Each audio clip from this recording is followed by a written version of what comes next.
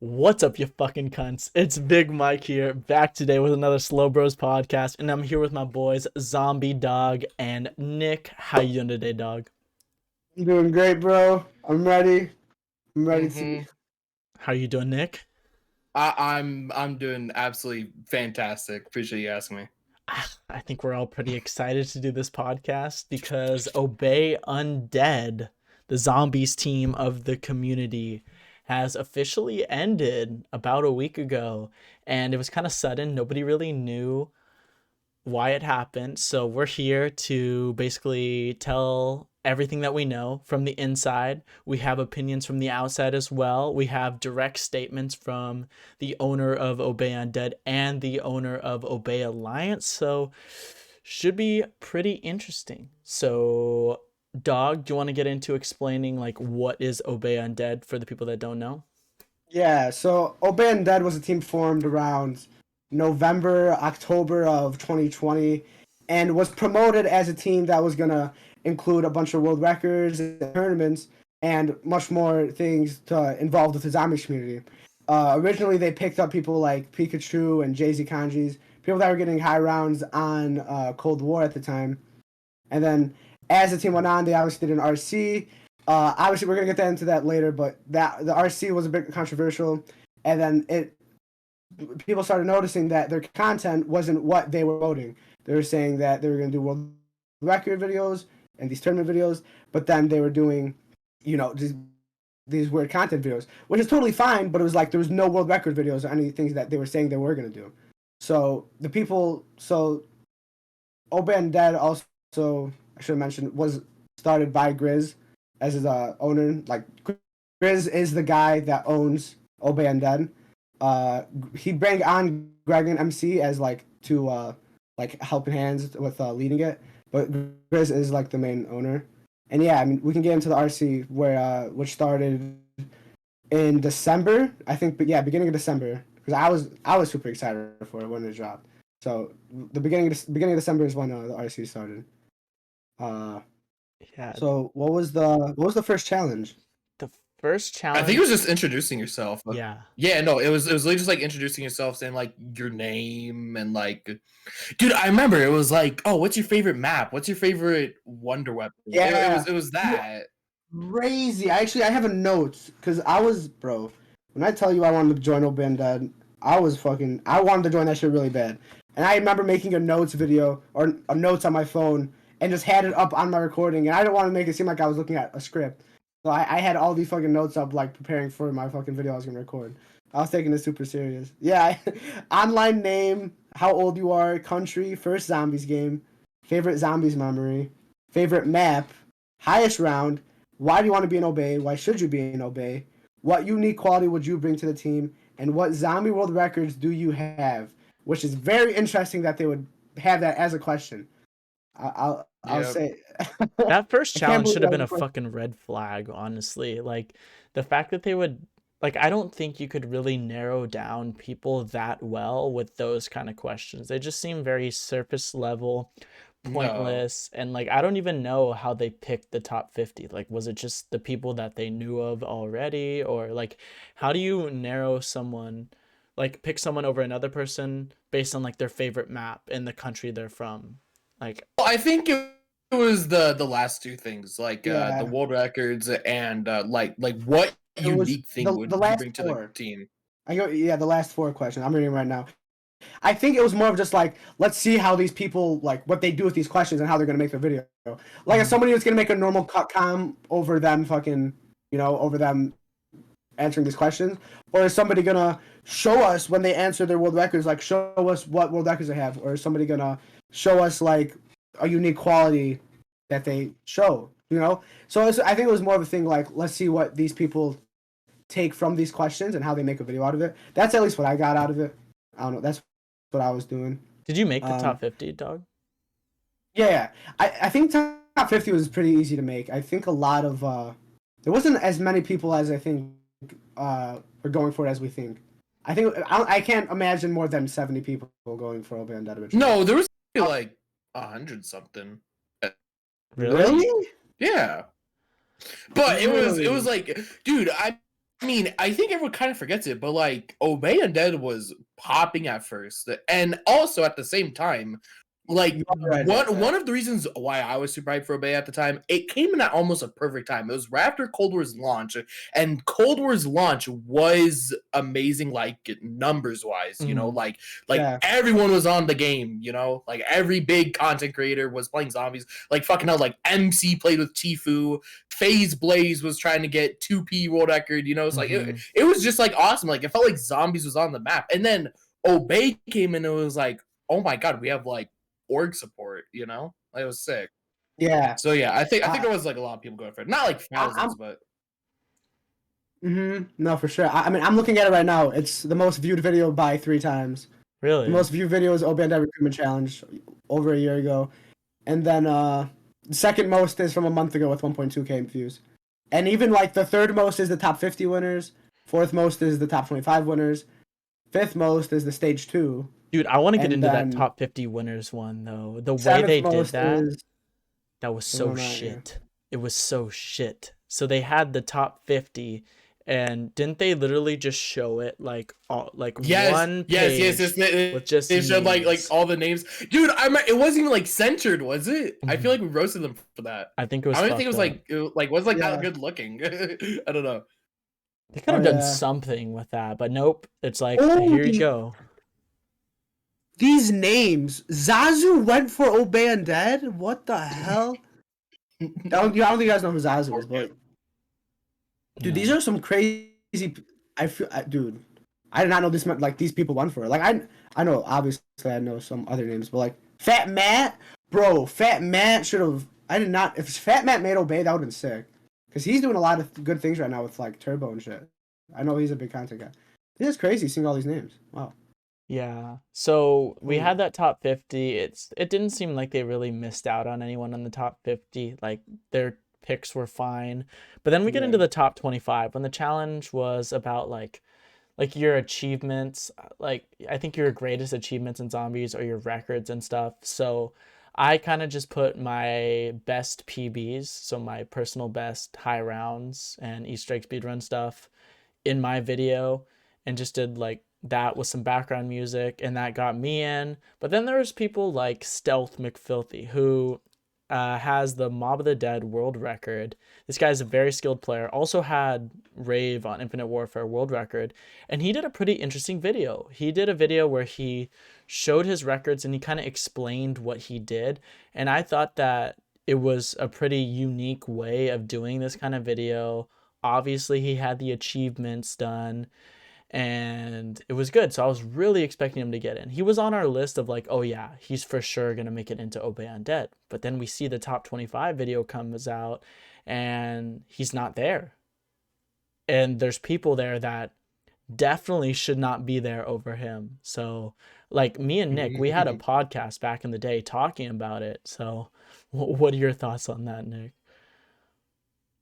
Oh yeah, no, I mean that was really weird at first, and like that was when like we first started just like going at their necks, because like there was definitely in their bio like world records, tournament stuff like that, and then they did pick up Stealth, and then we were like, hold on here, like what is the purpose of the team? Like because like yeah, at the time we fully thought it was gonna be like a competitive team, maybe some concept like content based around competitive, and like Stealth, he would have been a good guy, like he's very knowledgeable. He's a really good fucking player, and I don't know. He's got short in his stick, I guess. Yeah, and you guys are missing out on the point also.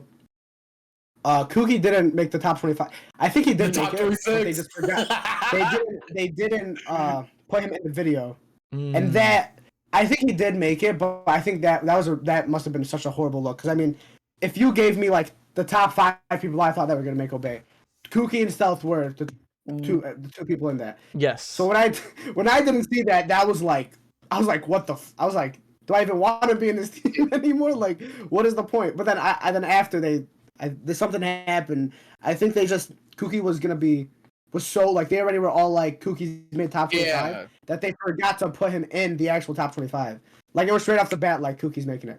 And no offense to Kooky, but he definitely didn't take his recruitment videos serious. Like if you look at his RC videos, the guy was just like, yeah, I got 100 world records. Obey Kooky. bam, obey, like shit like that. It was just funny. So I was like, I don't know at what point in the recruitment challenge this was, but Grizz literally said that he wanted to pick Kookie before like the recruitment challenge ended. Like he wanted him to be an early pickup, but Obey I think Obey like denied the idea. So like too many pickups. Like he didn't said, get I think. What? I think Obey said there were too many pickups. So like there were a lot of people. Well, no, wasn't there literally a top 11 for like winners? Yeah. No, it was. It was a top I feel like 11. it was top 11. I think it was top 11.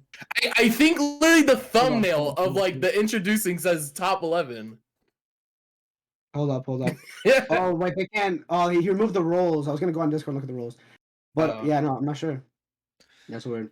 Yeah, I don't know. Like we should have known from the start that the team was gonna be a little bit fucked. I mean, we did. Me and Nick did for sure because we were talking about it on the podcast. We had our suspicions, and I mean, you know, might be jumping the gun a little bit. We'll get into it here in a little bit more. But Mike and I were, you know, we kind of knew what was going on. We kind of knew. I dropped out of the RC. Like I was in the RC. I made the top 25. Yeah. I was going to 95%. Well, I mean, we want to get into that, like the top 10. I remember that.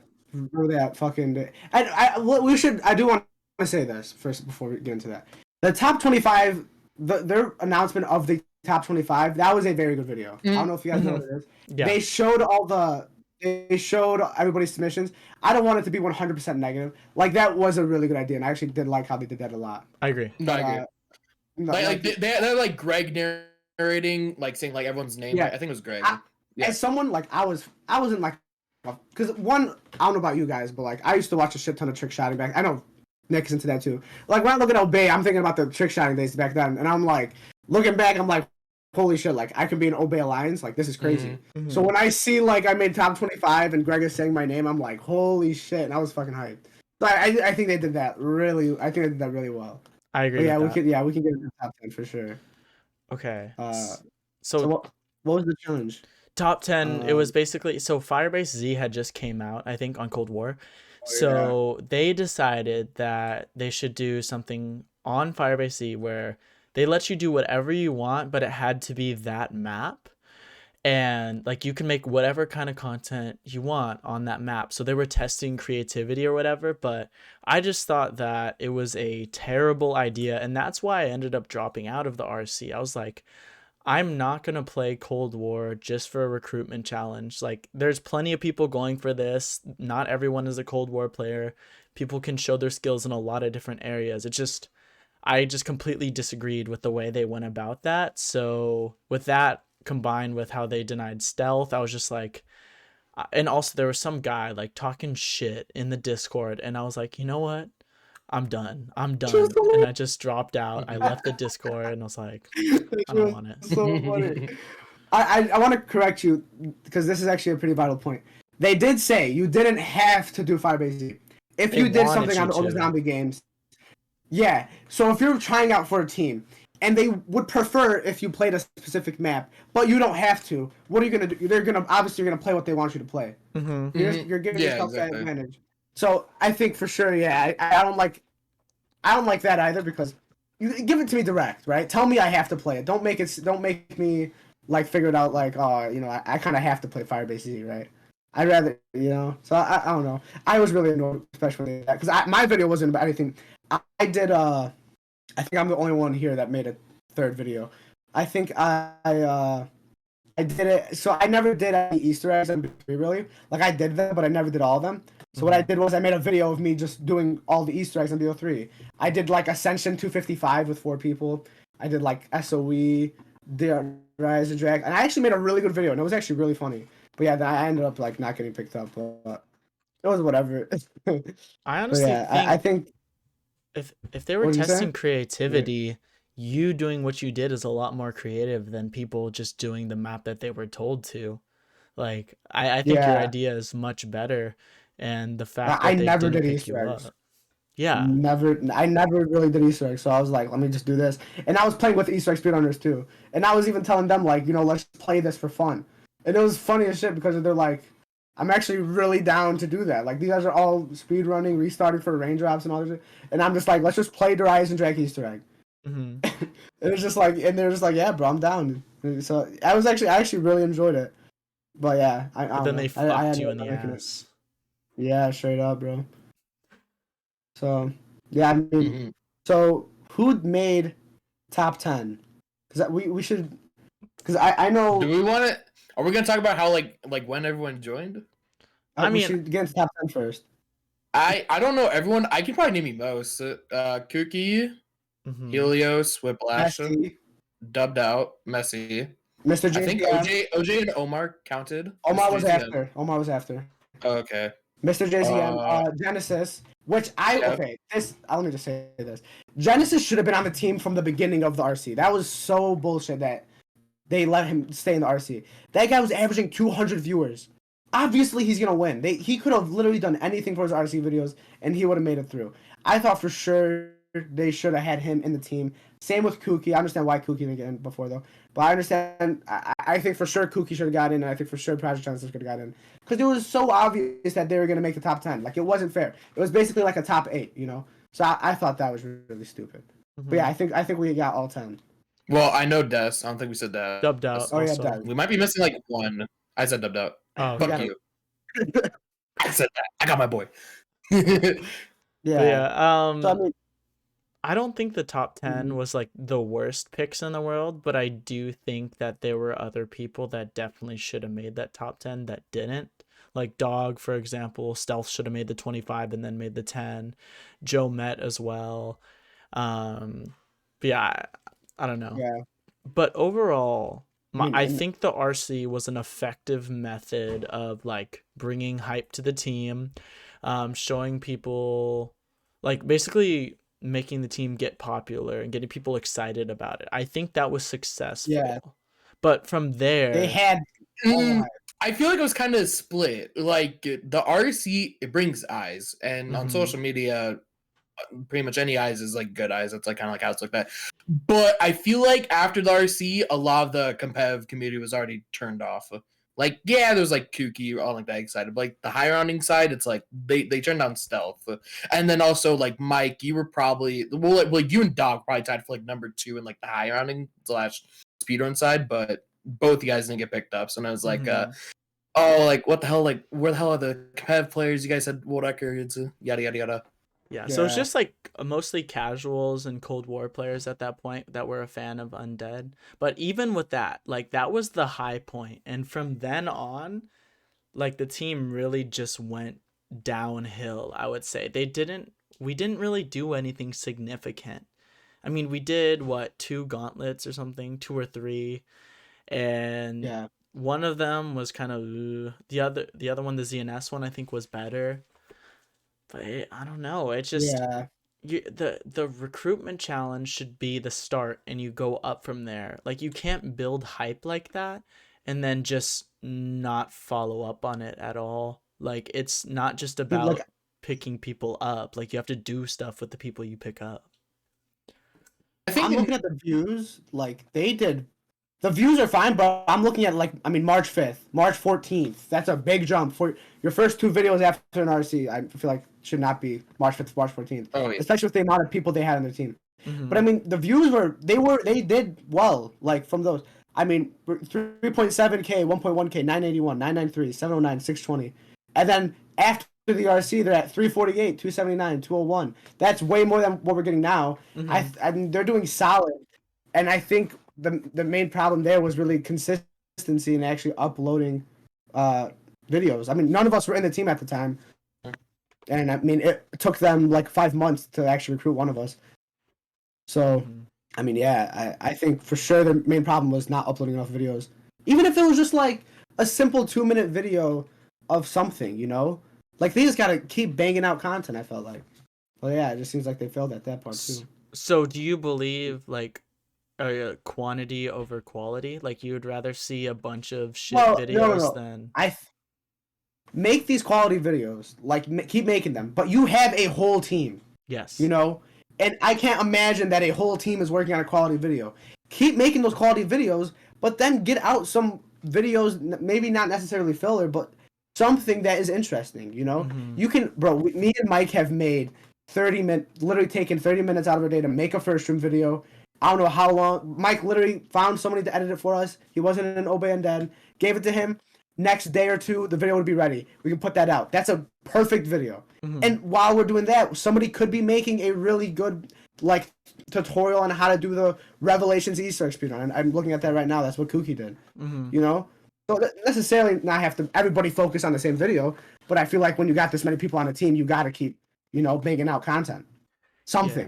Yeah. I think we're gonna Something. get into that more once we talk about like our experiences with Obey Undead, like our issues Sure. with it, the good things, all that kind of stuff. So for now, I kind of want to get into like how we joined, why we joined, just those stories, I think, just so people can get some context. And then basically our thoughts going into the team, what we expected, and then our experiences during it and what we got out of it and how we feel about it after. So they can kind of see like expectations versus reality. So, Dog, you were the first one to join out of all of us. Do you want to give us like a pretty brief summary on Yeah. like how you joined and what you wanted to do with the team?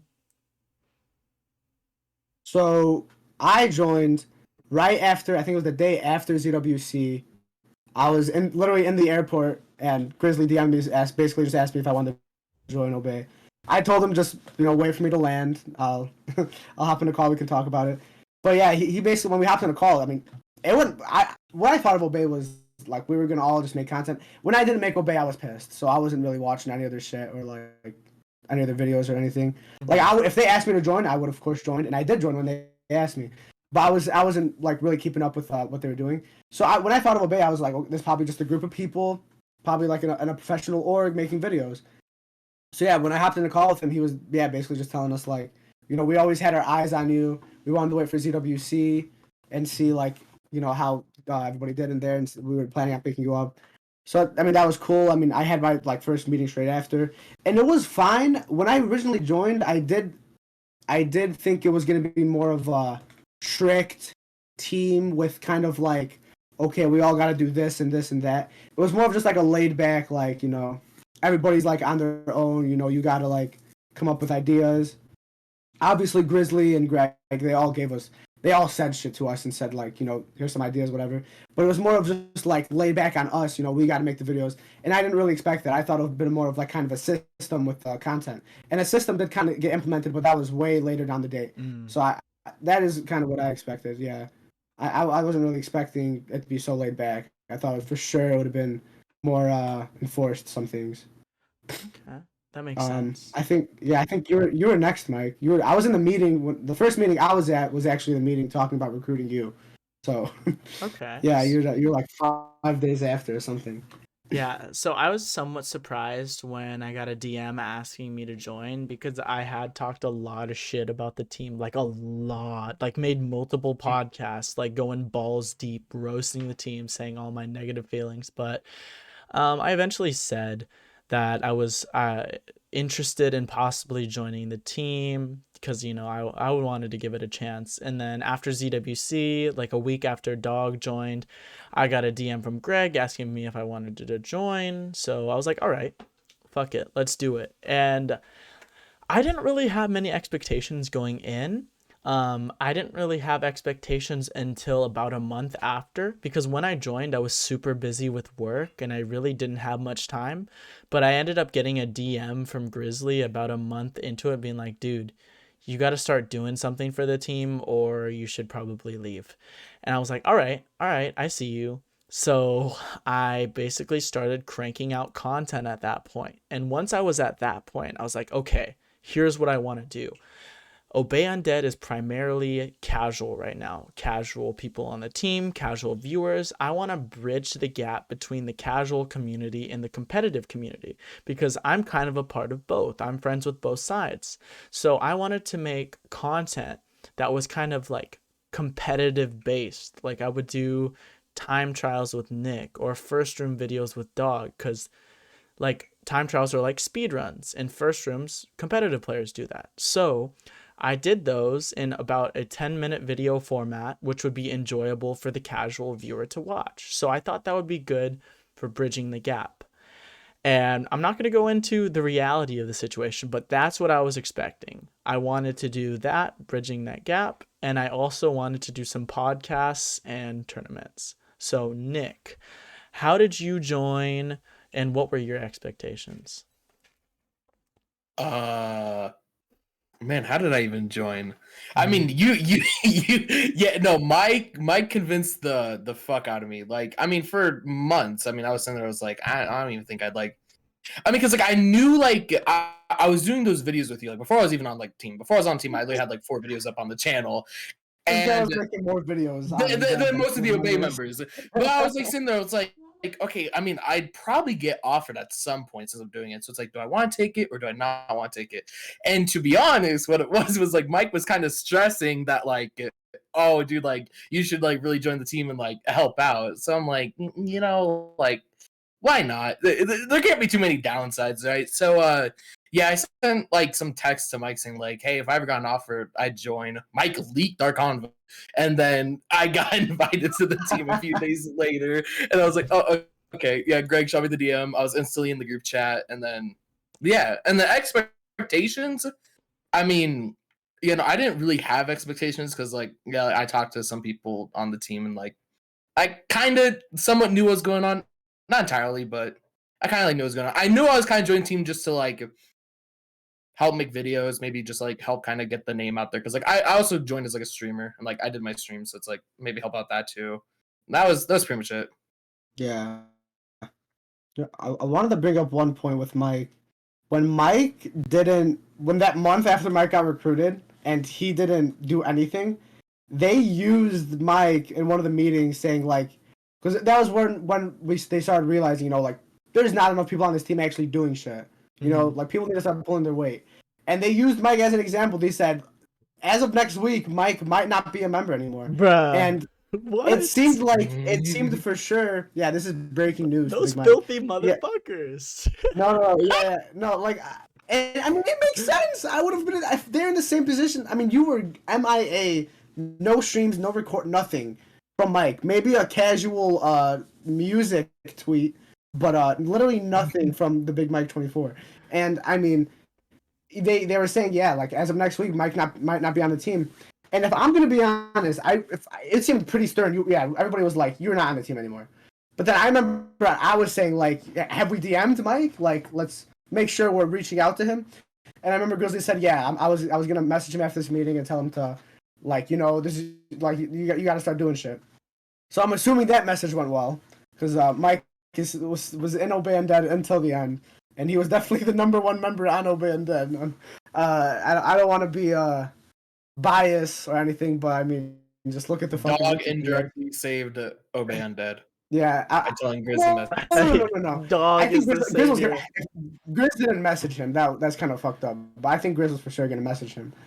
I mean, that'd be funny if he didn't. He just fucking releases him. Dude, that team. Mike Okay. from Twitter. Realistically, if I didn't start making content at that point, how long would Obey Undead have survived? I'm gonna go look right now, dude. So how long? That was like, this is like July or August.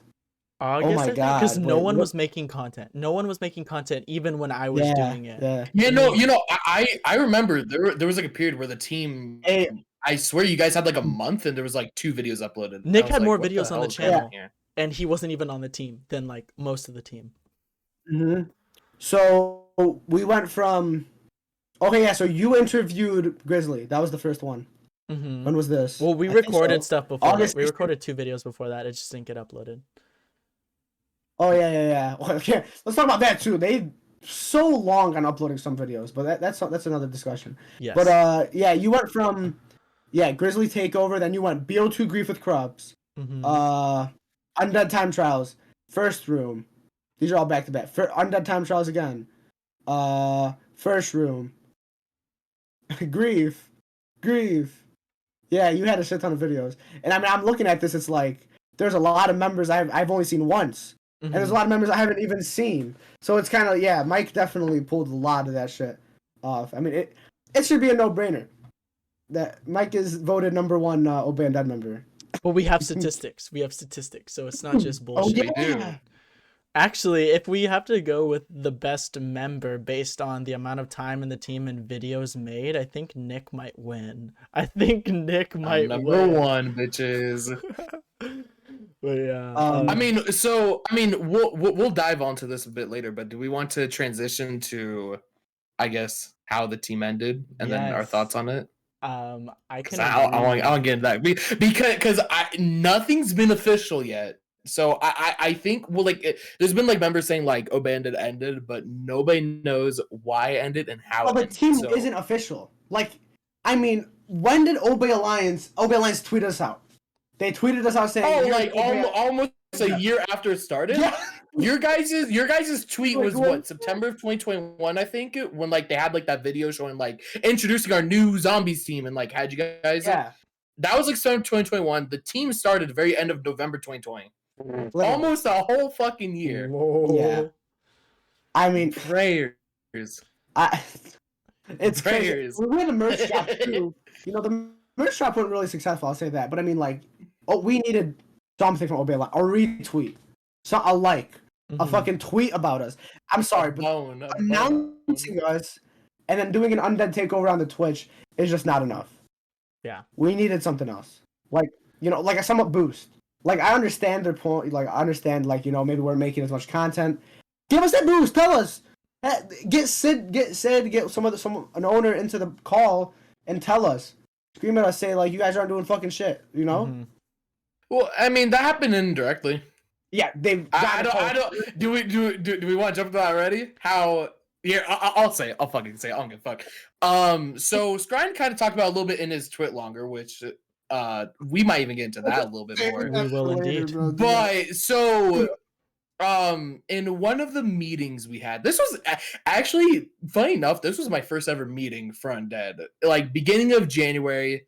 And one of the things Grizz told us in the meeting was that how he was in a call with like the higher ups at Obey, I think even some like the investors, and they were saying how they're kind of hinting at ending the team, but it was more so like, hey, looking at your 2021 performance, we're not happy with this. Like, we're not happy with the numbers, number of subscribers, yada yada yada, whatever. So it was like, oh hey guys, like for 2022, we need to fucking step up our game. We can't be fucking lazy. We need to fucking pump up this content. We need to get the numbers up. But so like, you know, we're not fucking looked down upon so much, you know, by the investors and the higher ups. And I mean, not many people. Well, we didn't even get a chance to do it though. Not many. Like, what's the problem? No. Let's talk about this. What's the problem with that though? Grizzly, okay. The higher ups are screaming at Grizzly, and Grizzly's screaming at us. It wasn't even screaming. Grizzly wasn't even screaming. Honestly, Grizz should have been more harsh. He'd been like, listen, he was too nice, dude. He wanted to be our friend. Release somebody. Dude, you know, there was definitely somebody he wanted to release. Fucking say, you know what? Get the fuck out, kick him from the call, bro. Helios. What? No. I'm not gonna fucking lie. These fools did not make any content. I don't know if it was the same call or the call later, but like Grizz, we never got into it. But at the beginning of the call, he did want to talk about Helios and Whiplash. I remember that, but they weren't there. And then, yes. And then he also wanted to talk about Greg and MC and how that they were. Yeah, and both of them were there. MC like no. They joined like really late. Like Greg joined later. He was like, "Oh, I forgot about this meeting. I was busy recording a video." And then understandable. MC joined like I think after like an Apex. Listen. The meeting was maybe 2 days, 3 days in advance, and like I'm saying, Grizzly announced the meeting 2 days, 3 days in advance. MC's excuse for not making the meeting was he didn't sleep for, you know, he hasn't slept in like 20 like 30 hours or some shit like that. And he had 3 days in advance. And the reason he didn't sleep wasn't because like he just couldn't sleep. It was because he was been streaming. You know, if MC, I'm trying to say basically MC didn't really take this team as serious as some people may have thought. Because, you know, if MC did take the team serious, he would have tried to sleep. Maybe not do a 24-hour, or I don't know how, maybe not do like a 12-hour stream right the day before you have a meeting. He's been planning on leaving for a long time, though. Like, he would even say on stream to 100 viewers that he wanted to leave Undead. So I don't think he really cared at that point. So, I just wanted this. bring that up though. Mhm. But yeah, I think for sure they should. I think Grizzly. Yeah, the point I was gonna make was it was basically a game of telephone. Like like the owners are screaming at Grizzly and the Grizzly screaming at us. There was it's inevitable. Like there had to have been something the owner said to Grizzly that Grizzly just thought like, I'm not gonna say that to these guys. Mhm. I want the owners to come to us because one, it gives us a new face that's screaming like it gives us somebody that's new that we've never talked to that is letting us know like, hey, we're not doing fucking shit. And when we see somebody like Sidros, who is a pretty big guy in obviously he's the owner of Obey, or somebody like Ravers or somebody that owns Obey coming into our call, which never ever happened, and screaming at us instead of our owner that we talk to almost every day, that would have been way better. So I don't want to give it. They did Grizzly very dirty in my opinion. Especially there's 3 owners, and they got Grizzly out of that. I understand Grizzly's the main owner, but they should have at least got Greg, got MC maybe with it. Like either at least Greg and Grizzly, not just Grizzly by himself, and have him just get literally ganged up on by the investors and the other owners. So I think they did Grizzly. No, he did get ganged up on. But like the other thing to that is like a lot of the calls they had was like they would get one representative from like let's say each division of Obey. So it's like Grizz was one from Undead. There'd be one for like the COD side, like trick shotting, like and then there'd be one for like maybe like esports management. I don't know, like that kind of stuff. No, but now it's like when they are like trying to like bring down Undead so much. Yes, I feel like they should have probably had like at least 2 of the leaders, if not all 3, and then like told it to all of them instead of like them telling Grizz and then like Grizz having to tell like the other co-leaders and like Grizz also having to tell all like fucking 20 something of normal members. I mean, it shows you how much they really did care about Undead. Like I'm saying, like they did not give 2 shits about the team. I mean, it's just a fact. I mean, no support from the Twitter. I mean, they're screaming at our owner and then expecting our owner to scream back at us. Like, if they truly cared about the team, they would have came into our call and told us straight up, your guys' performance last year was horrible, right? I think it's just proof right there that they just did not give 2 shits. Yeah, I don't know. I mean, that really did piss me off. I felt so bad for Grizzly. Yeah, no, like, that dude really put his like shit on the line. He put money on the line. He said at the start that he put in like $6,000 into the team or something. He was always stressing about it, like working for the team while he was doing other jobs as well. My first time hearing about it. 6 fucking K? Yeah. Wait, into what? I don't remember. He just said he put like 6,000 of his own dollars into the team for something. Okay. Well, Grizzly isn't. Actually, I can't say that. Never mind. I thought this was an uncensored podcast. This is uncensored. No, this is like this isn't Obey Undead. This is like Grizzly. Oh, okay. Then. Grizzly business. All right. So, do we want to get into what he said? Hey, we love Boss Bear. Yes. Yes. Okay. Yes. So you want to read that, Mike? Yeah. Right now, I'm gonna basically. We're getting to the Twitter DMs. Oh, I'm gonna get into the official announcement of why Obey Undead ended. So everything was normal in the group chat. Then I wake up to this message, and I'm like, "What the fuck?" So I'm gonna go into that. Then Nick is going to read off the message from the owner of Obey Alliance, Sid, and then we can kind of discuss that. What do we think about that? All right. So with lots of thought, I've decided to end Obey Undead. We can all agree Zombies isn't what it used to be. Firstly, I want to apologize if I've let anyone down. I did try my best. And if any of you hate me, I fully understand. Content is very minimal from Zombies, and it's harder and harder to keep it all afloat. But as of today, Undead is ending. I hope we can all still be mates. I think we all could see this coming. I personally want to thank you to all your hard work you put into the team. Lol. I couldn't have got this far without some of you. Again, I'm sorry if I've let you all down. I feel sick that I've let you down. I also don't think I will tweet anything from Undead. It will just fuel the hate. So within that, I don't know. It's just not very specific. It seems like it's not saying this is why Undead ended. Dude, that's what I'm saying. Like we're told the team ended. We have like a brief like idea.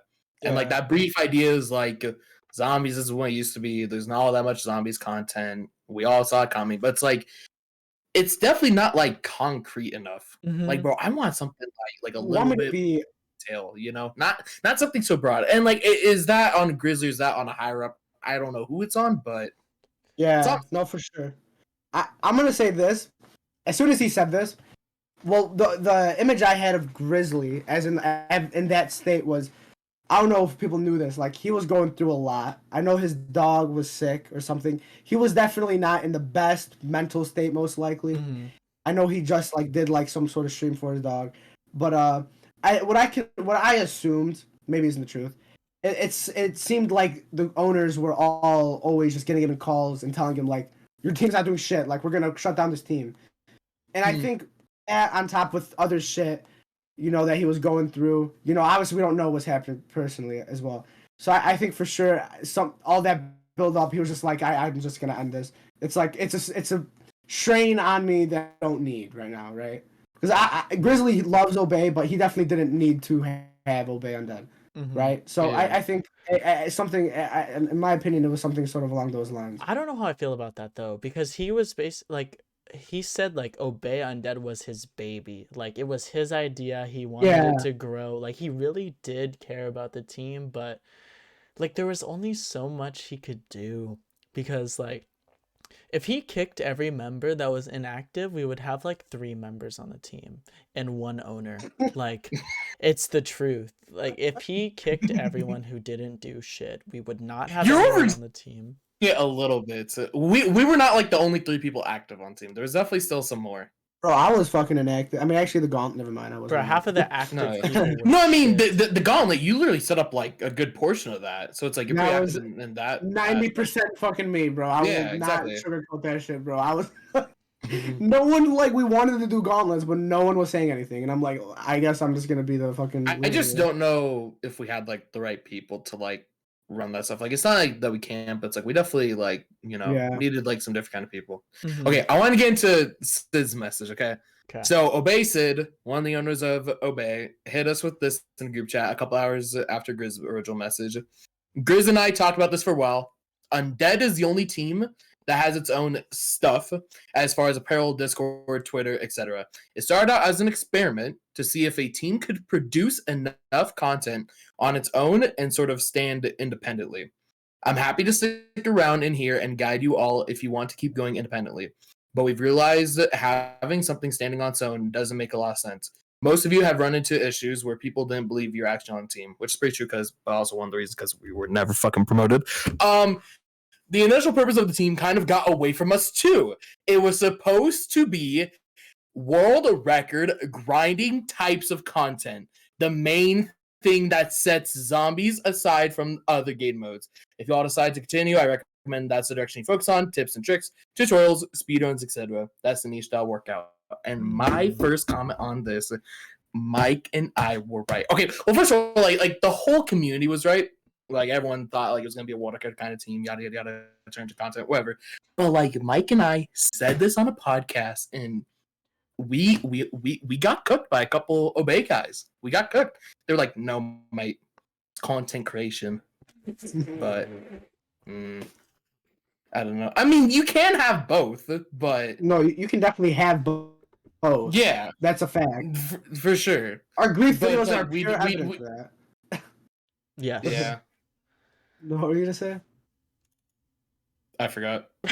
Okay, well, I mean, we can go into the fact that, like, I mean, if it was world record, what I got from Sid saying that was some sort of communication was lost here between Sid and Grizzly, because obviously I know Grizzly presented this idea to Sid. Surely Sid, or like some of the other owners, had to have like said like, okay, well, this is what we expect to see from you guys then. Like, Grizzly was most likely saying like, we want to do world record type shit, and then Sid must have gave something sort of back. And in those long lines, I feel like someone just didn't understand correctly what was going on with the team. And they wanted to promote world records, but then the original purpose was to make content. But they were promoting world records. So it was kind of like false advertising almost. So I don't know if it was really Sid or if it was Grizzly or someone like that. I don't know. But I think there was something lost in those words. He also... I mean, that's kind of what happens, though, when you have, like... What did you say, Mike? Sid could just be backtracking. Like, maybe he didn't think initially that like competitive was the way to go, but now he's just saying that because content creation wasn't successful. We really have no idea because we Hindsight had no 2020. connection with him. Like, he never Yeah. talked to us about anything. The only thing he said in our chat was to stop arguing with each other, which was pretty funny. What happened to Dog? Hold on. Dog. Give me like 3 seconds. My dog's in the room. Okay. Okay. But yeah, dude, it's just I kind of want to like, why did the team end? Why do we think the team ended? Nick, what do you think is like the main reason? Like, was it money? Was it like Grizz didn't want to do it anymore? Money. Yeah, like No, are we I losing think money? a lot of it.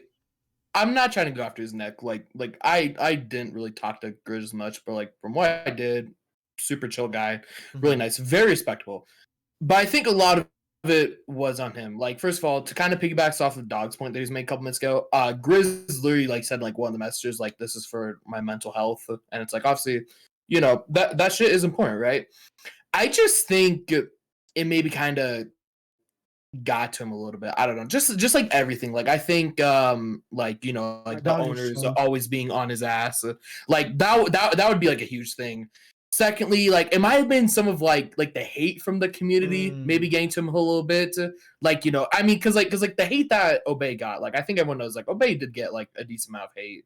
And like maybe like that got to him like a little bit. Like maybe he's thinking like, oh, like the Zombies team can like only be like all positives, and like, you know, some people took it as like a negative, and it's like oh shit. And then I mean, part of it's just like, you know, maybe from a higher up standpoint, why the fuck do we need this? Like, I mean, you know, like if I was an investor backing up this fucking esports organization that has professional teams, 400,000 followers on Twitter, okay, and I see this little Zombies team that has 2.5k followers, a couple hundred views per vid on the channel, I'm just like why do we need this? Yeah. Why do we need this? Let me go put my effort into, I don't know, some other shit. What would that be? I don't know. And that's not to necessarily shit talk us, but it's like, I don't know. Yeah.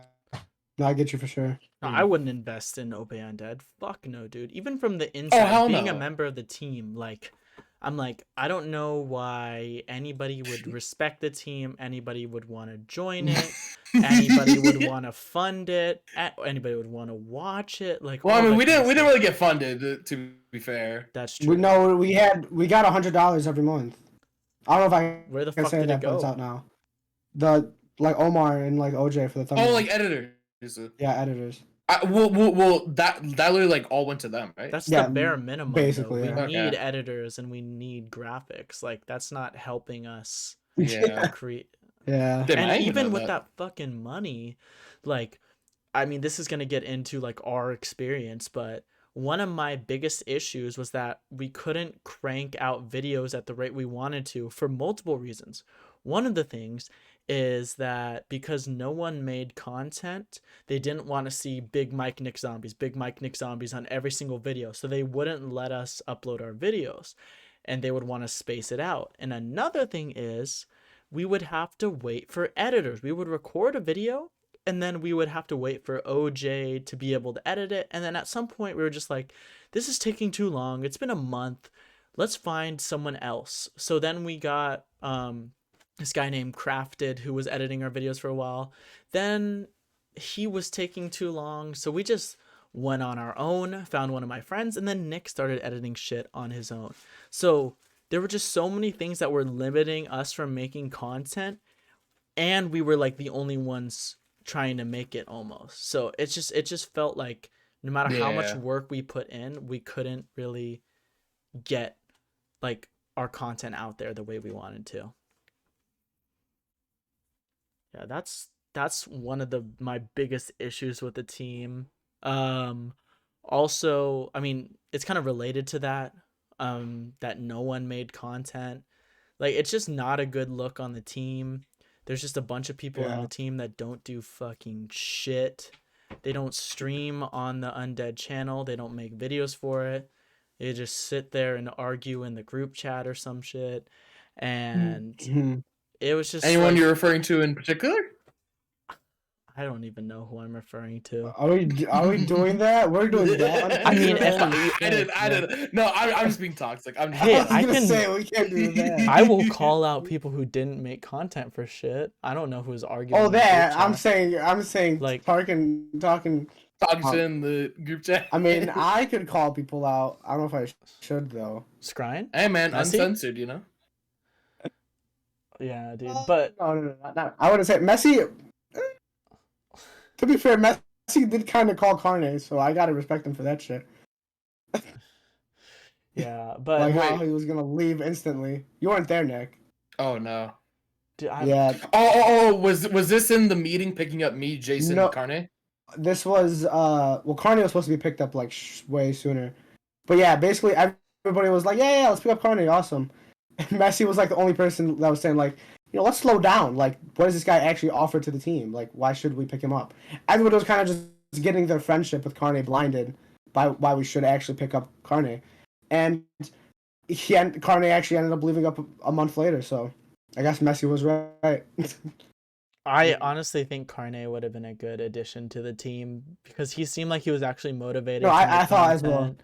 Hmm. But I mean, I don't know. Well, I was mean, more he was motivated than other like the people. biggest Undead fan for like a whole year. Mhm. like, And then he literally. dipped after. Like a month. he was like fucking grinding. Yeah, dude, that was like one of the biggest curveballs. Is just like He him didn't make just dipping. content. Yeah, straight up. That was the He biggest did plot try. twist He ever. did try. I will say. Well, that M16 video. No, was no, no, dog no, shit. no, not even that, not even that. So Okay. he made some custom zombies video with Greg, Helios, and Jason.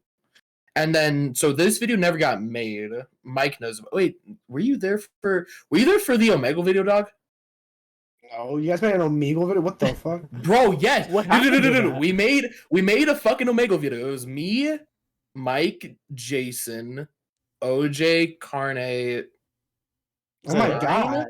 Yeah, there was like 6, right? Okay, I think I might be missing like one person. But yeah, we all like hopped on Omegle, and we were just trying. Okay, so there's like a name for this. I don't remember the name for this. If someone knows it, let me know. But so pretty much there would be one of us on Omegle. There'd be 5 of us in a VC, and we tell that person like what to say, what to do to like the person, but it's like zombies related, you know? Mhm. So it's like for example, like I want fucking Jason to just like randomly start screaming the most random shit in a fucking Dempsey voice. Just go like, "Raw motherfucker," like just for no fucking reason, like out of nowhere, just make it look awkward as fuck, right? Yeah, Alright. so shit like that. And yeah, that video got scrapped because well, like I think we wanted to like record more, but we never ended up recording more. Interesting. Yeah, I mean, there's a lot of shit videos that went up on that as well. Mhm. I mean, can we? The staff's video. Did you watch that video? Nick? Oh, dude, I did, dude, dog, Who the hell edited that video? Messi edited it, dude. Dog. When we were in like the VC playing, I didn't say it outright because like I don't want to be toxic, but I kept on trying to hint like, oh hey, if you guys need an editor, like I'm down to edit. Like I've been editing like some of our stuff, Mhm. and like Messi kind of like he like heard me, but like didn't really process. Oh god, yeah.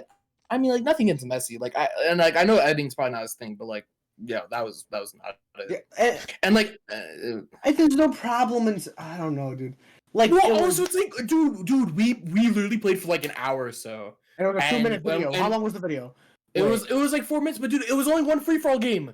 We played 3 free for all games and 3 S&Ds, and it was one FFA. It was one. Like, bro, I didn't get to show my dominance. People don't know how bad I shit on you guys, and I'm kind of pissed about that. You didn't shit on us, but okay. I still have the recordings, buddy. I still have the recordings. Oh, I need you guys to know 3-0 in the FFA. 3-0. Anywho. No, yeah, no, and like I thought like that video was like gonna be bang. Like I thought like dude, like if we got like a real editor for that, like oh yeah. That could have been the fucking I think there was a lot of editors we should have gotten to the team. Like Crafted. That guy is a phenomenal editor, and he edited really fast. He's okay. Too. I just said maybe he wouldn't have the time.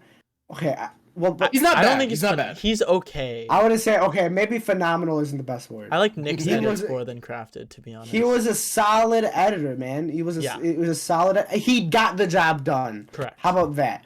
Yes. Yes. And he got the job done with good fine quality. We You know? needed Obey Shotmaster. Where the Dude. fuck was that at? That guy too. That guy was good, bro. Like he was editing our version videos. It was solid. Oh yeah, It was good. Like He was straight doing up. it for free. And I think who edited? Okay, wait. Who edited the highlights video? Mike. me and Nick. Okay.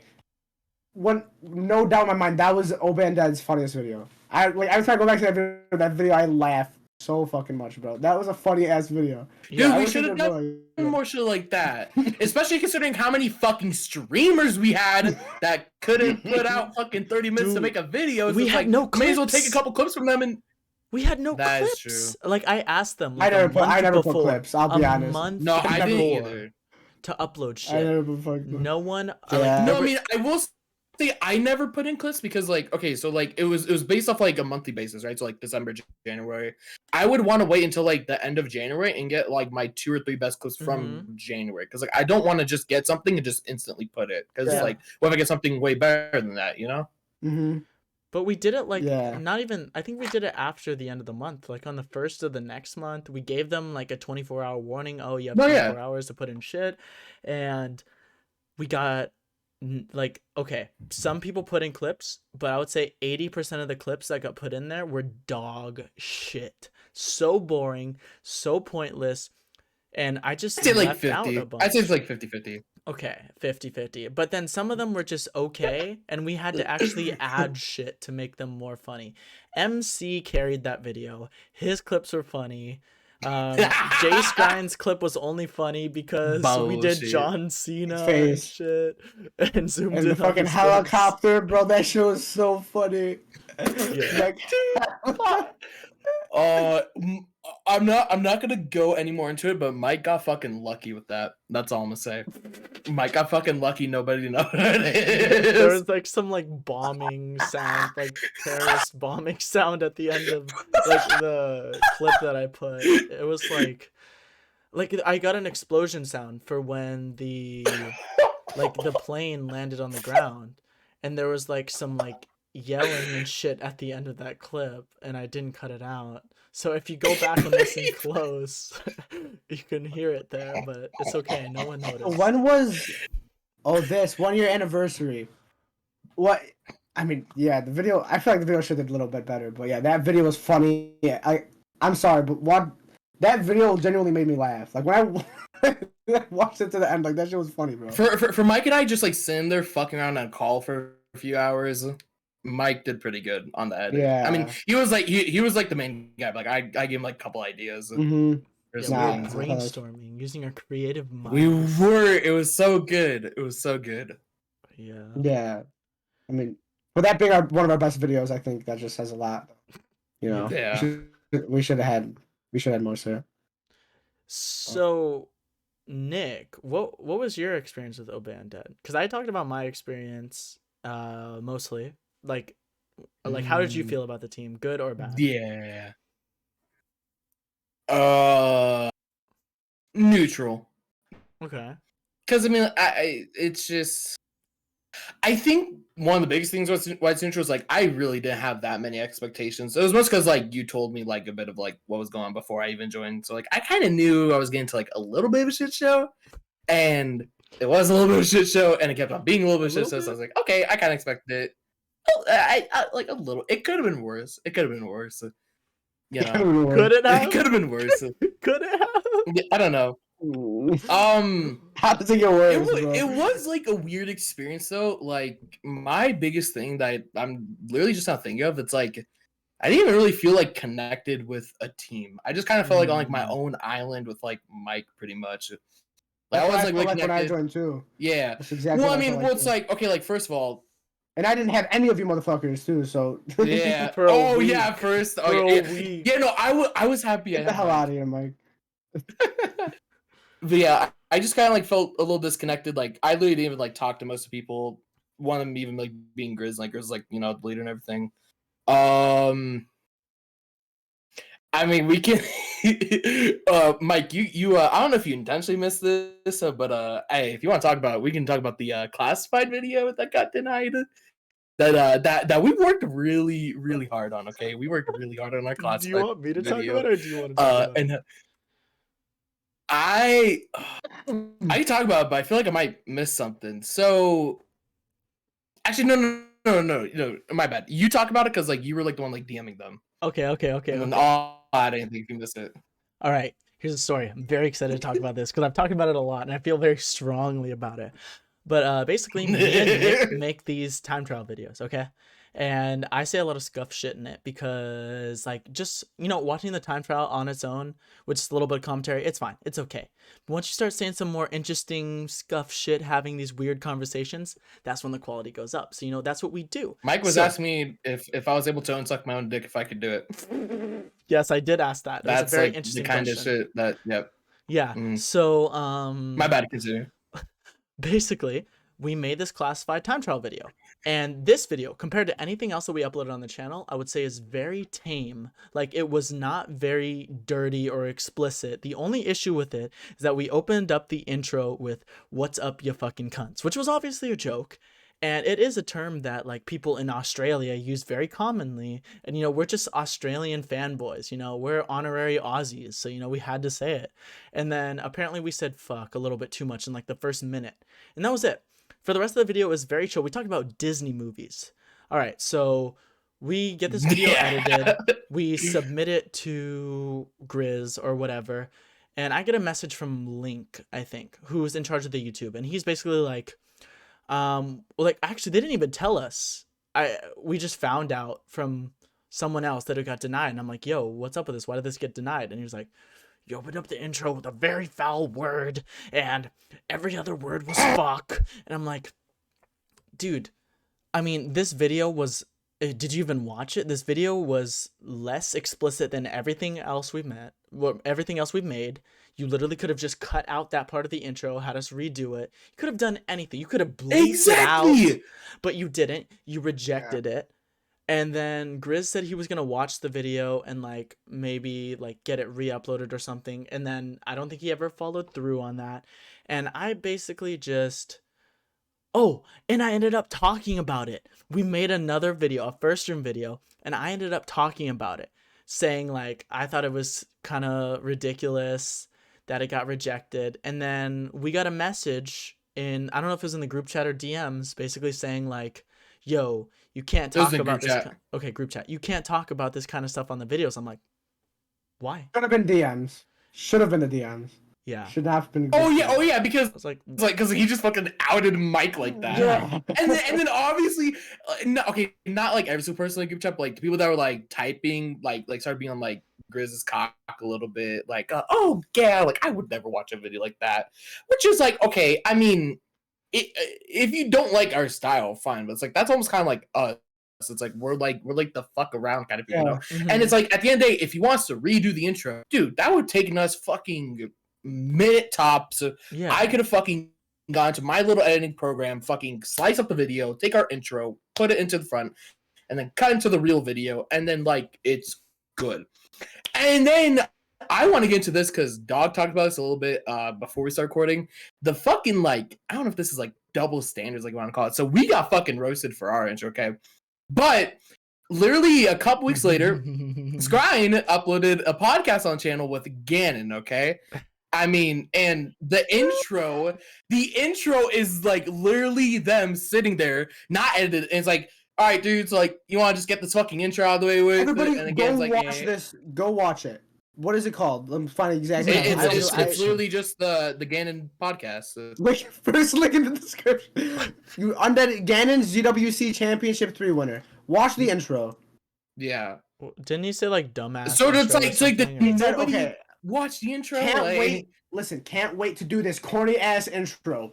Yeah. And then that's the intro. That like was in the video. First 5 seconds, literally first 5 seconds. Like, bro, that would turn you off instantly, right? That would turn you off instantly when you hear that. Literally, I mean, not turn. I mean, but like, come on, dude. If somebody, it's kind of indirect slander on. Oh yeah. You're like, I'm making content for fucking Undead. Oh yeah. It's just it's indirect saying just, yeah, I don't want to fucking be here. I swear, if I saw a video and somebody was like, "What's up, you fucking cunts?" to me, I would be like, "Oh, this is funny. I want to see this shit. This guy's trying to roast me." Yeah. Like, I don't. mean, it's like, is everybody like that? No, but I mean, like the people that click on our video like know that about us. I feel like like they Yeah. know that we're those kinds of people. Yeah, I don't Yeah. even know, dude. So, Nick, do you have anything else to add about your experience with the team, or should we move it on to Dog and his thoughts? I guess I'll just wrap it up with like, it wasn't the worst experience in the world. I will say thanks to Greg and Grizz for the invite. I definitely learned maybe a thing or two Motherfucker, thank Mike, with like bro. my son team. Thank Mike. That's... Okay, well, I was the thank you, recruiter. Mike, for leaking our DMs. Appreciate it, bro. Hey, man, I was hoping I would have, gone like Twitter check mark before I left, but hey, not okay. Half joke, but okay, but yeah. Anyway, hey, dog, what was your experience? Bro? Okay, well, when I joined the team, I didn't take the team as serious as others may have because of the people that were on the team and how like basically stuff didn't make it, and I was already like, what the fuck? So I was like, okay. So I joined the team, and I was like, okay, like I'll do shit here. But then it's like as it just kept going on, it was just seemed like people didn't care. We were recruiting the wrong people. No support from Obey Alliance. Being told things and then they would never happen. We need to bring this up. We didn't even talk about this. Do you guys remember? Nick doesn't know about this. Mike, do you remember the video that was supposed to go on Obey Alliance announcing Obey Undead? And Grizzly said, yeah, this video should go up around the beginning of August. And then first week of August passed, and we're just like, where the hell's this video? He's like, oh, it should be up around next week on Wednesday. And then next week on Wednesday comes, and then video's never here. And he just kept pushing it back and back. And then it ended up just happening that video's not getting dropped. We watched it, and it was fucking horribly, and whatever. Like, shit like that. And then it just seemed like we weren't getting any support from the team, like Obey Alliance. No one was caring about it in the team. And from what I'd say from the beginning, I was kind of in a neutral position. Like, we'll see how this goes. And then towards the end, I was just like, yeah, this is a fucking, it's chalked. Mm-hmm. It's fucking, it slowly regressed into that.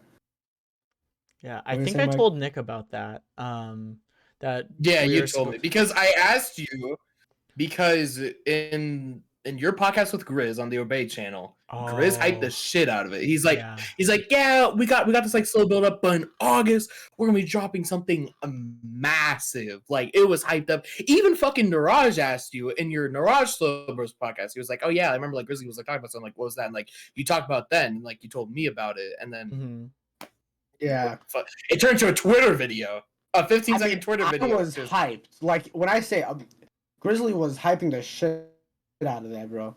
And I mean, it's not his fault that it didn't get dropped. It's because of Obey Alliance. Yeah, but I mean, what do you mean? No, that was editing. Yeah. Well, I mean, but like shit like that, like it just seemed like. Well, I mean, I'm an Obey, so like shit like that's happening from Obey Alliance, like it just wasn't looking good. And I mean, all the shit was happening from I just couldn't. And it just seemed like they cared. No, they did not give a shit about us at all. So I was like, yeah. I mean, it went from a neutral position into just the ground. I was just like, it's not gonna go well. Well, I think even Sid admitted that they didn't care about us. He literally said that it was an experiment, that we were an experiment. Like they kind of just threw us on the water. Let's go. Are you talking about the DMs from like when the team was ending? Yeah, like basically like okay, here you go, buddy. Well, I think it was more so an experiment with like the team standing on its own because like there was literally Obey Alliance and then Obey Undead. Like everything else in Obey is Obey Alliance. Like all their esports rosters, all their content creators. Like we were the only thing that was like we're part of Obey Alliance, but we have our own name. And then like he went on to like the whole like, oh, people don't even think like you're in the team, yada yada yada. Yeah. But I mean, like I guess why were we the experiment with that? I don't fucking know, but yeah. Luck of the draw, buddy. Okay, to see exactly what he said. He said it started out as an experiment to see if a team could produce enough content on its own and sort of stand independently. So it seems like we were supposed to just start off with Obey and maybe branch out into our own thing, kind of like Red Reserve. That's kind of the vibe I got. Red Reserve with FaZe Clan. But yeah, no, it seems weird that he would say that's an experiment. Because what, they're just gonna announce an RC and then fucking doesn't go well, just whatever. GG guys. Like that makes no sense. I mean, I feel like, especially if you're putting money into it, right? Like, I wouldn't put that much money into an experiment. I don't know about you guys. Mm-hmm. Yeah. So, Well, like I guess that makes sense. I mean, because looking back, like we didn't even make that much content, right? Like not us indirectly, but like the team as a whole. Not at all. But like if we made that amount of content, but we were on the Obey Alliance channel, like that would make sense, like because like they would have their guys, they would have our zombies guys, and like that'd probably be enough for like daily uploads almost. Yeah. If not like 4 videos a week, maybe, right? So I guess I still bro, if our videos went up on Obey Alliance, imagine. Literally, how would that? I don't see how that's a bad thing. Bro, what are Obey Alliance's numbers? I guess I'm just. They have analyzing shitty that. numbers for their subscriber count. Like they have a lot of subscribers and shitty ass numbers for views. I'm pretty sure. Yeah, their average views is like what, like 3K, Okay. 4K. So 7 days ago, they have a 3-minute Valorant video that had 615 views. 7 days ago. 615. Don't they have like 700k 615. subs? 683k, yeah. Jesus. Introducing video for Apex Legends, 1.7k. Oh wow. A Valorant montage, that was a minute 42. A Valorant montage, 2.2k. That was a month ago. That was 2 minutes. A Valorant introduce. So it seems like the videos that go up on Obey are montages and introducing. Like I mean, I can't even. Yeah. Introduce, like, this is an introduce. We recruited the best Japanese trick shotter. Meet the best raid in EU. Vanguard sniping team Taj. The best Fortnite trick shotting montage. World's best Valorant Radiant players. So it seems like their Most aggressive content on players there is Radiant. completely different than what we would upload on Zombies. Yeah. So it seems like Obey Alliance is more. But okay, so that's probably why we were the independent team. It's like because like we don't like fit in Zombies, like you yeah, like we're not only like montages and stuff. Like obviously like our trick shotters are, but like all of us, like content creators, players, stuff just like that. Like we do a lot of other stuff. Yeah. Which is what makes Zombies unique. That's the beauty of it. But I feel like a video like something like. I don't want to be that guy, but like my montage could have went on Obey Alliance, and I think it would have been fine. Oh yeah, for sure. Or like, I mean, your montage, fucking like Messi's shit, exactly. Why couldn't Obey not even my montage? Fuck my montage. They make trick. They literally trick shot, bro. Obey Alliance is a trick shot. Was originally a trick shotting team that easily could have went. Yeah, I think any of the montages should have gone up on Obey Alliance with like a link to Obey Undead and the Obey Undead intro. Are we even in the? We're not even in the channels for Obey Alliance. Well, they might Obey Raves, Fran, Jeffers, Dices, and Fumes. I doubt that. Bro, we're still on the fucking website. Oh, yeah. But, dude, we would have been, I swear, with everything else exactly the same, we could have been successful if our members actually made content. So that's the number one thing. Yeah, so Nick went around and did a lot of research, found out how many days people were on the team, and then how many videos they uploaded.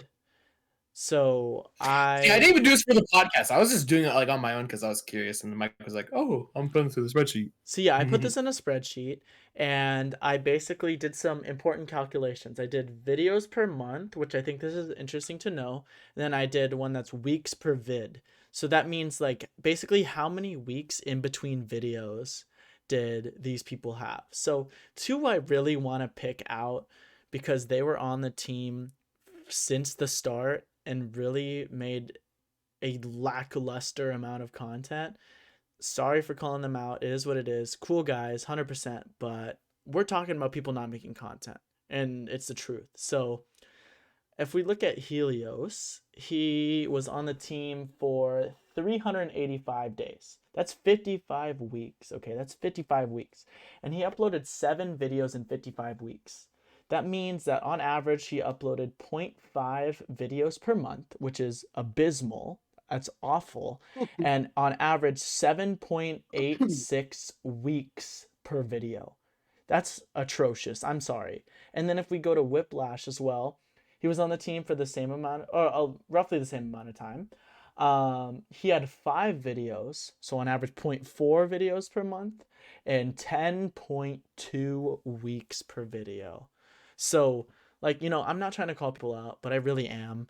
Um, but You're calling people out. like, if you look at that, 5 videos, 7 videos, and then we look There at should have been someone more. like Nick, who was on the team for 13.7 weeks, and this man had 14 videos. So that's on average 1.3 videos per month and 3 weeks. Wait, no, 4.3 videos per month. You're looking at dog shit. 1.3. I had 1.3. 4.3, sorry. 4.4 if you round up.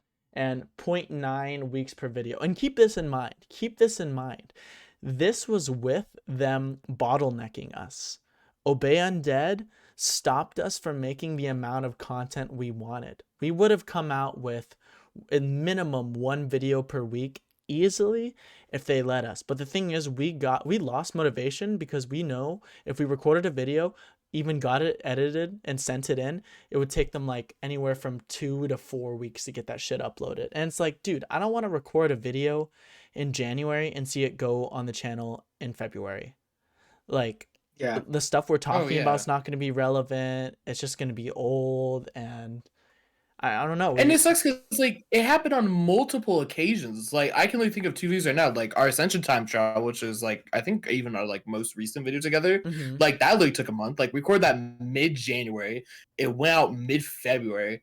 And then like the other one I can't even remember is like our DE time trial. my And like God. dude, the worst part about the DE time trial was like there wasn't even like that much content. Like I think if you look at like the gaps in like number of videos between Doris and DE, there's like 5 or 6, which is fucking nothing. But it was like a month-long gap. And it's like I kept on making fun of it because like literally like so much shit had changed from like that. Like Mike literally like fucking dumped his girlfriend and moved to his dorm within the time it took from like recording the video to the video going up. And did I get Ascension instas in that fucking time as weird, bro. well? What was the grief video? Yes. What grief video was it? What was the video that we uploaded or we had ready for so fucking long? Oh, V2, Wait. V2, the one with Zomba and Fleur thing. I wasn't in that, but like I remember Mike kept complaining. Bro, we literally that video was recorded maybe for like a month and a half, and then it went out. They couldn't I don't find know an how editor. it took so long to make that video. They just Was that what couldn't- it was? Okay. Yeah, they just like I guess never that's gave it to an understandable editor. then. OJ was busy. They didn't have any other editors, and Mel was supposed to edit it, and Yeah. Pico was supposed to edit it, and nobody fucking did. So If we ended Mel up edit- getting oh it yeah, I remember drafted, I think. Pico. But it took like over a month. I'm It was happy Mel didn't edit ridiculous. it. Yeah, but I don't know if there's Yeah. anybody else super important to point out here. I would point out, the leaders. Oh, like I don't Greg know. and MC. MC. I mean, MC's at the bottom and has 461 days. Like, I know he's a leader, but like, come on.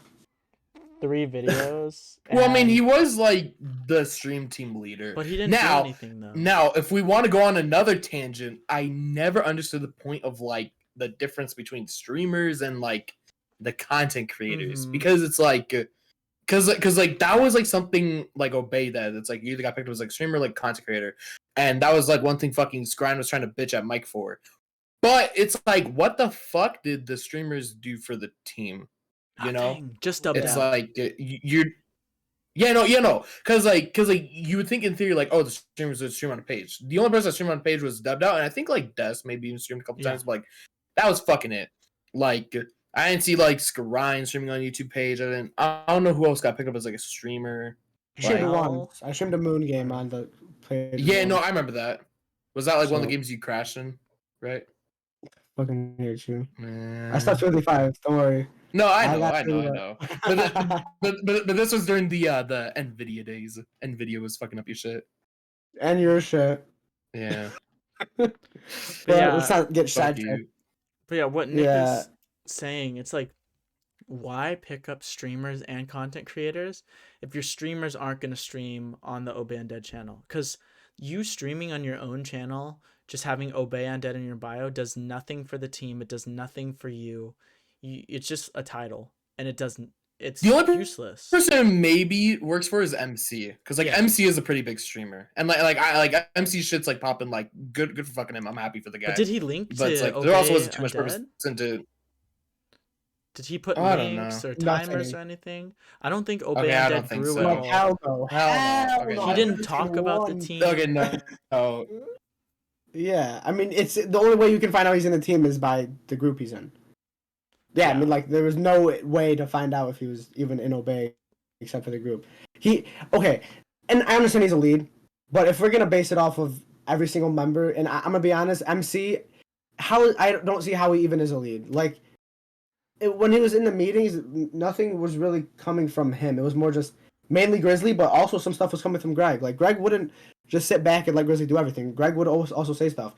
I feel like MC would never take initiative or say anything like that. You know, like as a leader, MC did a horrible job, and we're doing an uncensored podcast. I'm being genuinely honest. Like, I didn't look at MC as a leader of Obey Undead.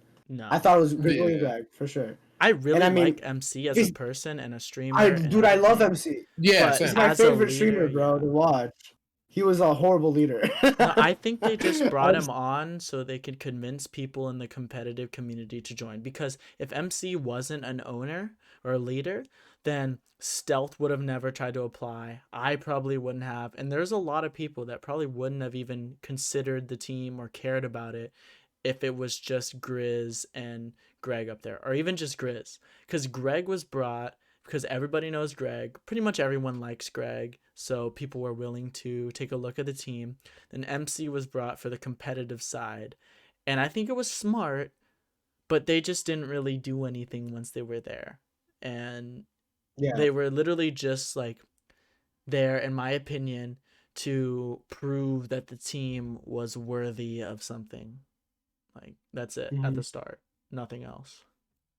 Yeah. I don't know. But yeah, if we're going to go into the numbers, MC was in the team for 461 days and made 3 videos. And I'm pretty positive all the videos he made, he was told to make the videos. Yes. Or was asked. Because his videos, okay, I know he did the, are we counting the RC video? Did you guys, I don't know if you guys included that. Because he was one of the announced RCs. I don't know if you added anything that I had in Mike, but what I literally just based off of was like the hashtag. So you know, like we have like all like the hashtags for like the videos. I pretty much just like went to there and like would count it up. So a lot of these people have more videos than they should. Obey MC. Yeah. So yeah, a lot of these people are just like, well, so like one of them was the highlights. Yeah. You included the highlights. Okay, I know. Yeah, he had. Did you include the highlights? Well, like his hashtag was in the highlights because like we had to. Yeah. So in our document, by the way, I've included everything except for shorts because shorts is cheating. Okay. Shorts is cheating. Which, by the way, I really didn't like the idea of shorts. It's okay. Well, like the idea at first like kind of makes sense because like like shorts are popping and like yada yada. But like that almost like fucked over a channel because it's like when you look at the Obey Undead channel now, it looks like fucking clutter. It looks pretty fucking bad. I hate it too. I like it on Instagram and TikTok. Like, I think that's a good idea. It's good for growth, but like it's so ugly on the YouTube. It's taking away from views on our other videos, and it's not even getting views on the shorts. Like, yeah, and shorts ruins your channels.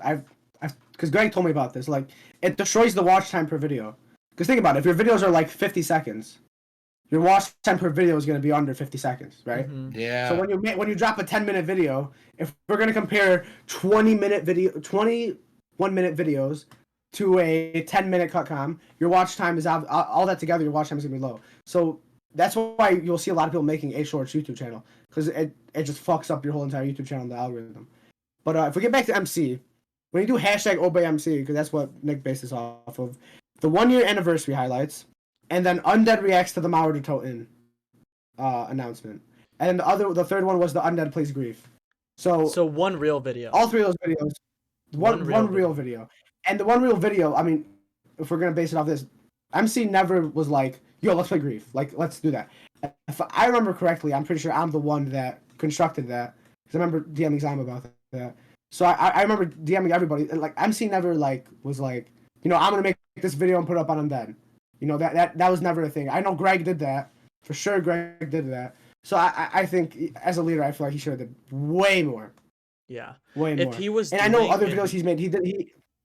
What did you say? What were you saying? I was gonna say I know he also announced the Forsaken Gauntlet, Mhm. but I don't think we should count No. that. I mean, Nah. he was that was just something he was told to do. And what I was saying So is, what were you saying, Mike? if he was doing administrative stuff, like stuff that a leader should do, I understand not making content for the team. But because he wasn't really doing anything as a leader, I would expect that he would be making content or at least providing something for the team. Otherwise, like, what are you doing? I mean, in the meetings, one of our meetings, I don't know, like, this was in the call, so I don't know if I shouldn't say this, but like, we were in a meeting and he was playing a Keno game, and his Keno reset, one of his downs was because he was focusing too much on our meeting, and he wasn't focusing on the game he was playing while listening to our meeting. So, I just found it funny, like, okay, so I mean, I'm not going to say I haven't watched streams while we're on a meeting, but I mean, if you're a leader, maybe don't play on 141 on Keno while in a meeting for your team, right? Yeah. I'm not saying you can't watch a stream or something, but I don't know. I feel like it was pretty obvious he didn't take it as serious as some of the other members. I feel like Mike would have been a better leader. Oh yeah, I always thought about that. Mike was a better leader. Mike was a better leader than MC.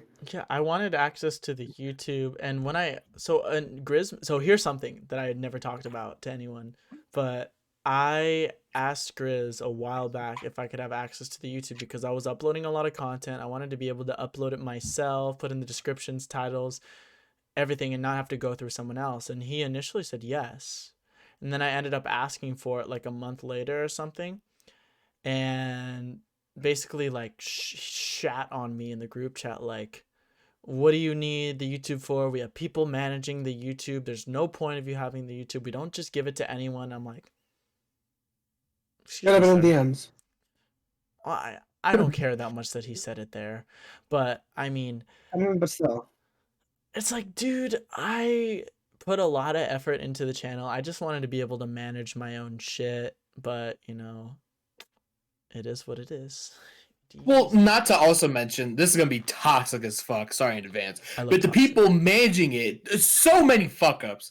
So many fuck ups. Oh like, bro, okay, you know what? I'm going to go on a fucking rant for a moment, okay?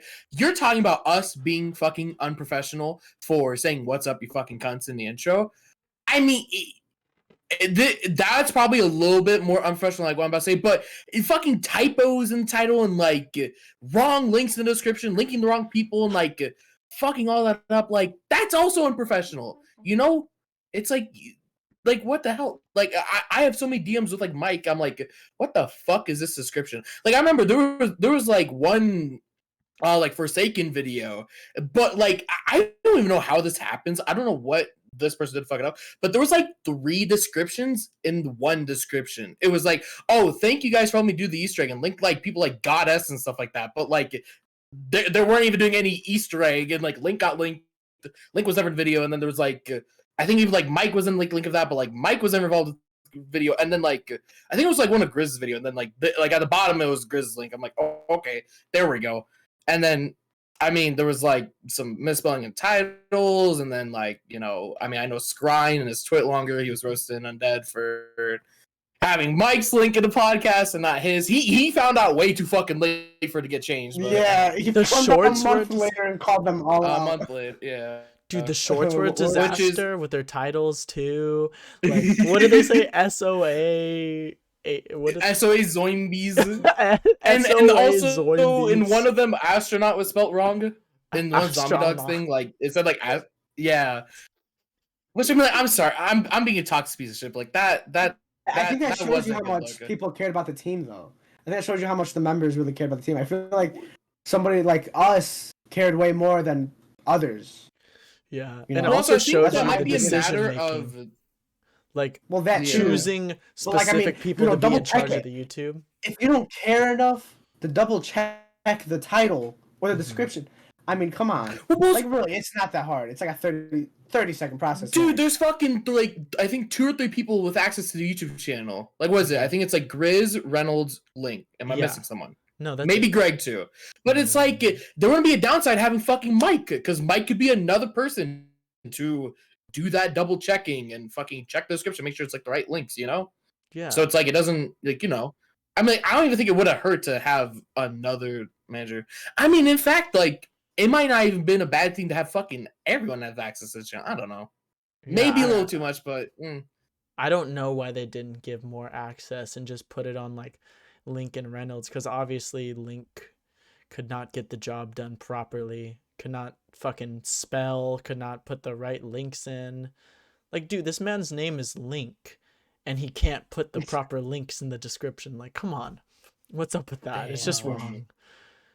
Like, I wasn't even planning on calling him out, but dude, there were so many fucking errors, and some of the DMs I got from him while the team was going, like, it felt like he was Grizz's little minion at times. But like, do you have any videos coming up? It's like, motherfucker. Oh my god! I upload videos all the time. I don't want to hear your bullshit, okay? You guys are the reason that I don't have more videos, okay? So suck my big fat cock and shut the fuck up. Seriously. Where was it? I'm looking in DMs right now. Hold up. You know, I got DM'd by Link a couple times, like, where the fuck are the videos? Bro, like, one day after I joined the team, he was like, got any videos in the work? And I'm like, oh, yeah, I got, like, this going on. I got this going on. Oh, no, wait, no. I actually took it back. It was like a couple days after we made our fucking video with him, Mike. And I was like, oh, yeah, like, that day we literally made 2 videos, and I made the video with you. So, you know I have videos coming out. Why are you on my ass about videos? Don't be on my ass. Be on the ass of people that have fucking 0.5 videos per month. Bitch. Please. Yeah. What's up? Just checking in on any videos you have in the works. And this is literally when we just did the HGM Rick podcast. So we were all talking. I was like, bro, what? Dude, like, that man must have copy pasted that shit and sent it to like us 3 or something. Like, come on. Based on what we know about Helios and Whiplash, they must have had like 50 of those messages just back to back and hadn't opened them from Link. Unanswered, yeah. Just how were they not kicked? Yeah, I mean, not even just those two. Not even just those two.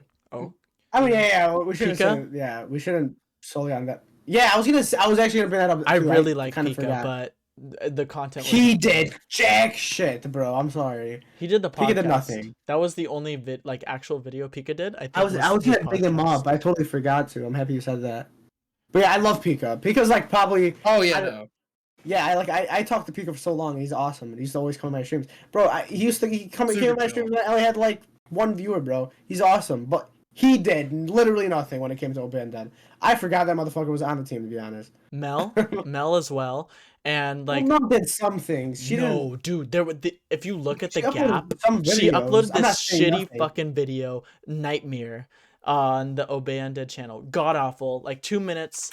The only thing that was involved in that video was like zooming in on her face, like constantly. It's just like, zoom. And after what's up, your fucking cunts would have made that better video. Honestly, but she made that video. I'm looking right here where it is. It's got to be around here. So she made this video, this nightmare shit, whatever it's called, and then the gap. Jason 6 months ago. 6 months ago, it says. Then the next video she made. I'm scrolling up. I cannot see. Did she even make a video after that? When? I don't think she made a video after that. 6 months ago, she made. Correct me if I'm wrong, but I think I did hear that like she edited at least one of the reaction videos. I don't know if it was the Marathon one or the. Oh, she did Vanguard one. Oh, Vanguard plays Fabric their Toten. Okay. No, that was Link, bro. No, she was in that video. I'm saying. Well, yeah. Which I mean, it counts. That counts. Yeah, okay. But yeah. It's from 6 months ago. Yeah. So the Fabric dirt Untoten and how to build the basic Klaus. Say this. But no, that was before it. Yeah, that's it. Nightmare. Basic Klaus. That was before. She made that. I don't know, but what? The how to build Klaus? Yeah, it was, but that was Is that before like the the guy? Nightmare Yeah. thing. So since Oh, Nightmare, okay. she was in the Fabric der Toten 12 days ago. She was in Dez's Mauer tournament, which was also 6 months ago. So from 6 months ago until now, she made no videos until 12 days ago. No fucking videos.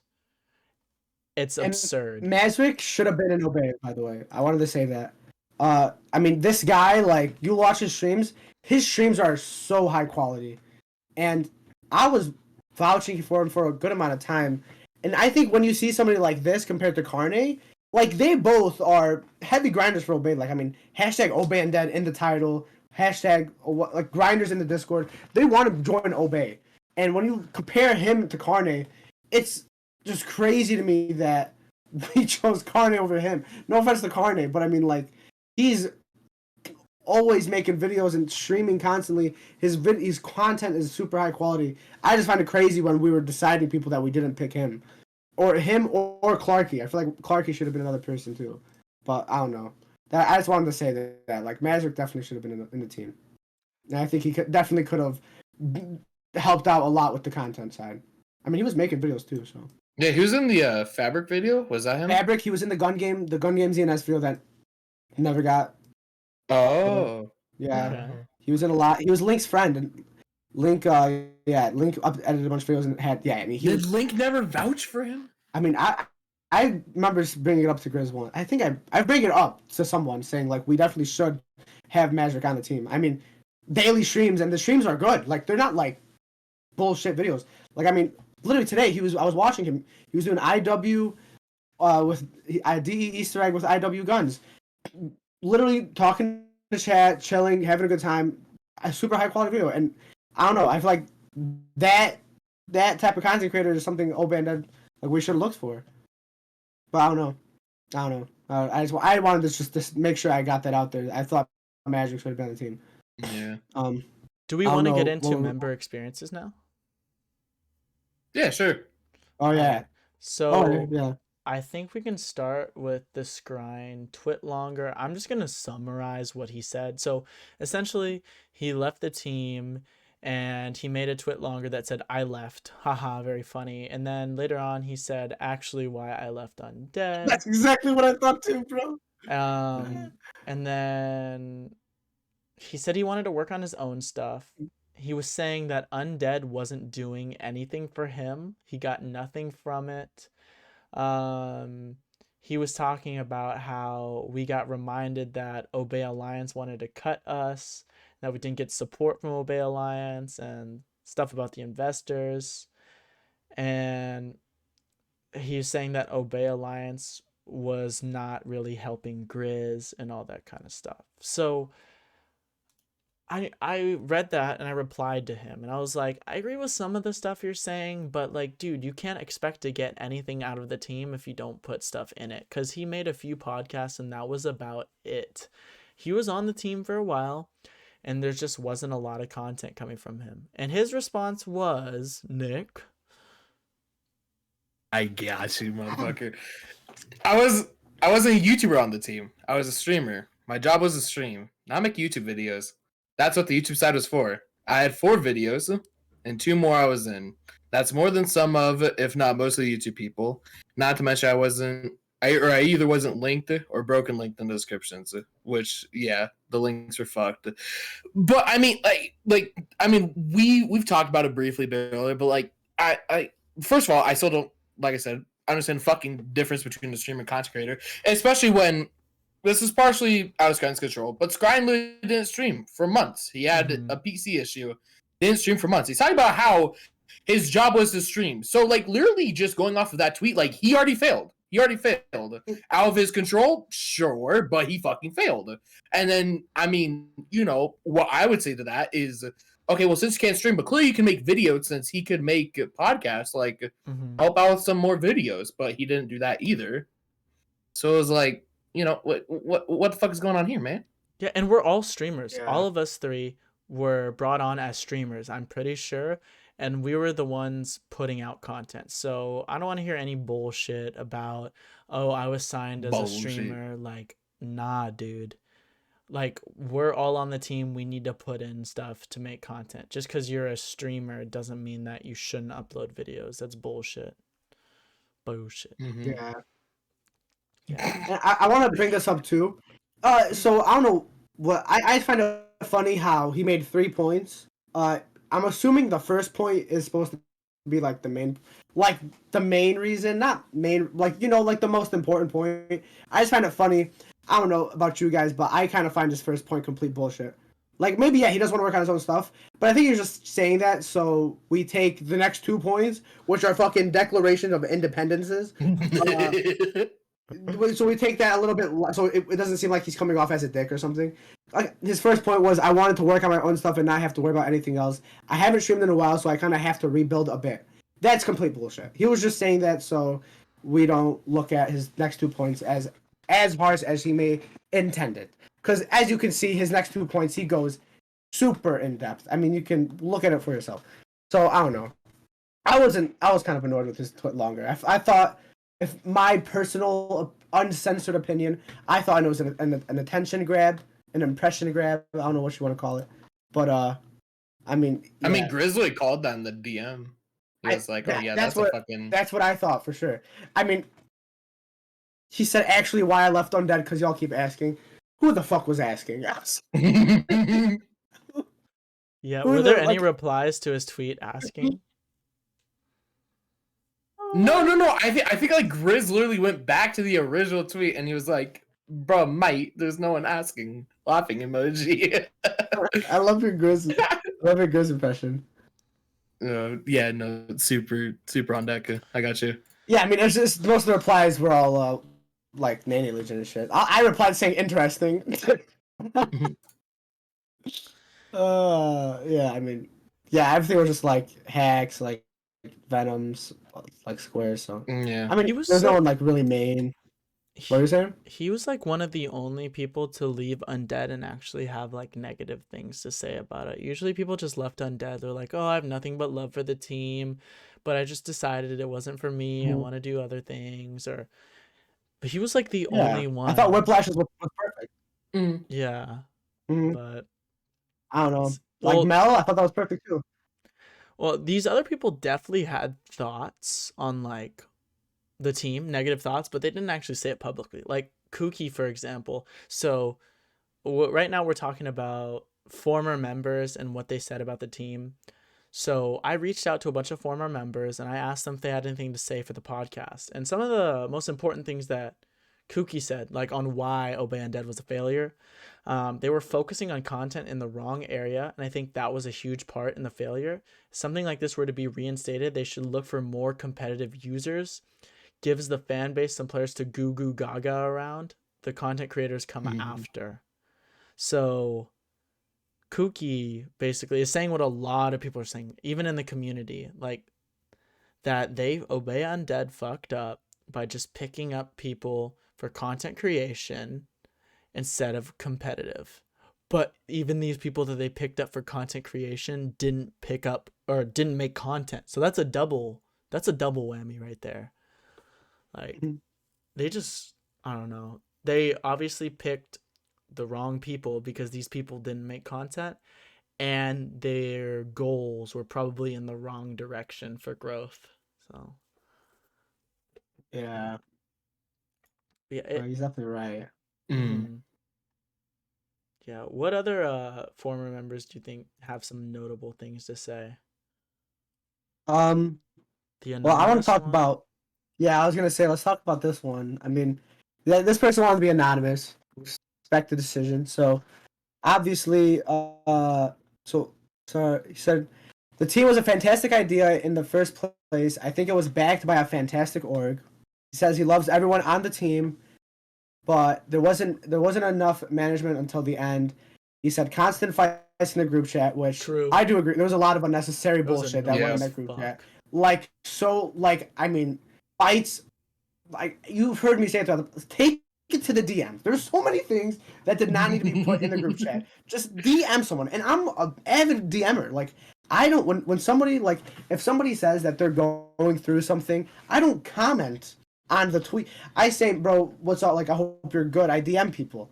Like when Grizz ended the team, I instantly DM'd him. I'm not gonna go in the group chat and start saying, "Bro, don't worry, bro. Like we're all here for you." I instantly went to DMs. Like people need to start. These people in the group chat need to start taking it way. They need to be taking the shit way more to the DMs. It was annoying as shit, especially because I guess I took Undead more serious than others. I left my noties on. I would mute it if it got AIDS for like 8 hours, but I left my noties on my phone. And it was just annoying seeing it blast because Messi didn't fucking think something was right and he didn't think a video was good or some bullshit like that, bro. I'm just saying, like it's constant fights was stupid. But yeah, that was one of his points. He says not enough good management until the end. Constant fights in the team group chat. Didn't post the right content. Waited too long on a lot of pickups. Didn't pick up the right people at the start. So I'm guessing at the top 10 he's talking about.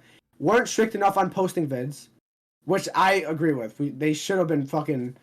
We should not just Grizzly. I mean, the leaders of Obey Alliance should have been fucking coming to us and saying, "What the fuck are you guys doing? You guys are fucking not doing shit, bro." And then in that call, fucking kick NATO off the team. Say, "You know what, NATO, get the fuck out of here." Like shit like that, bro. They need to be strict, bro. Bro, they got to do it, dude. I don't know, man. NATO's on the team. Wasn't in the team, so I'm allowed to say that.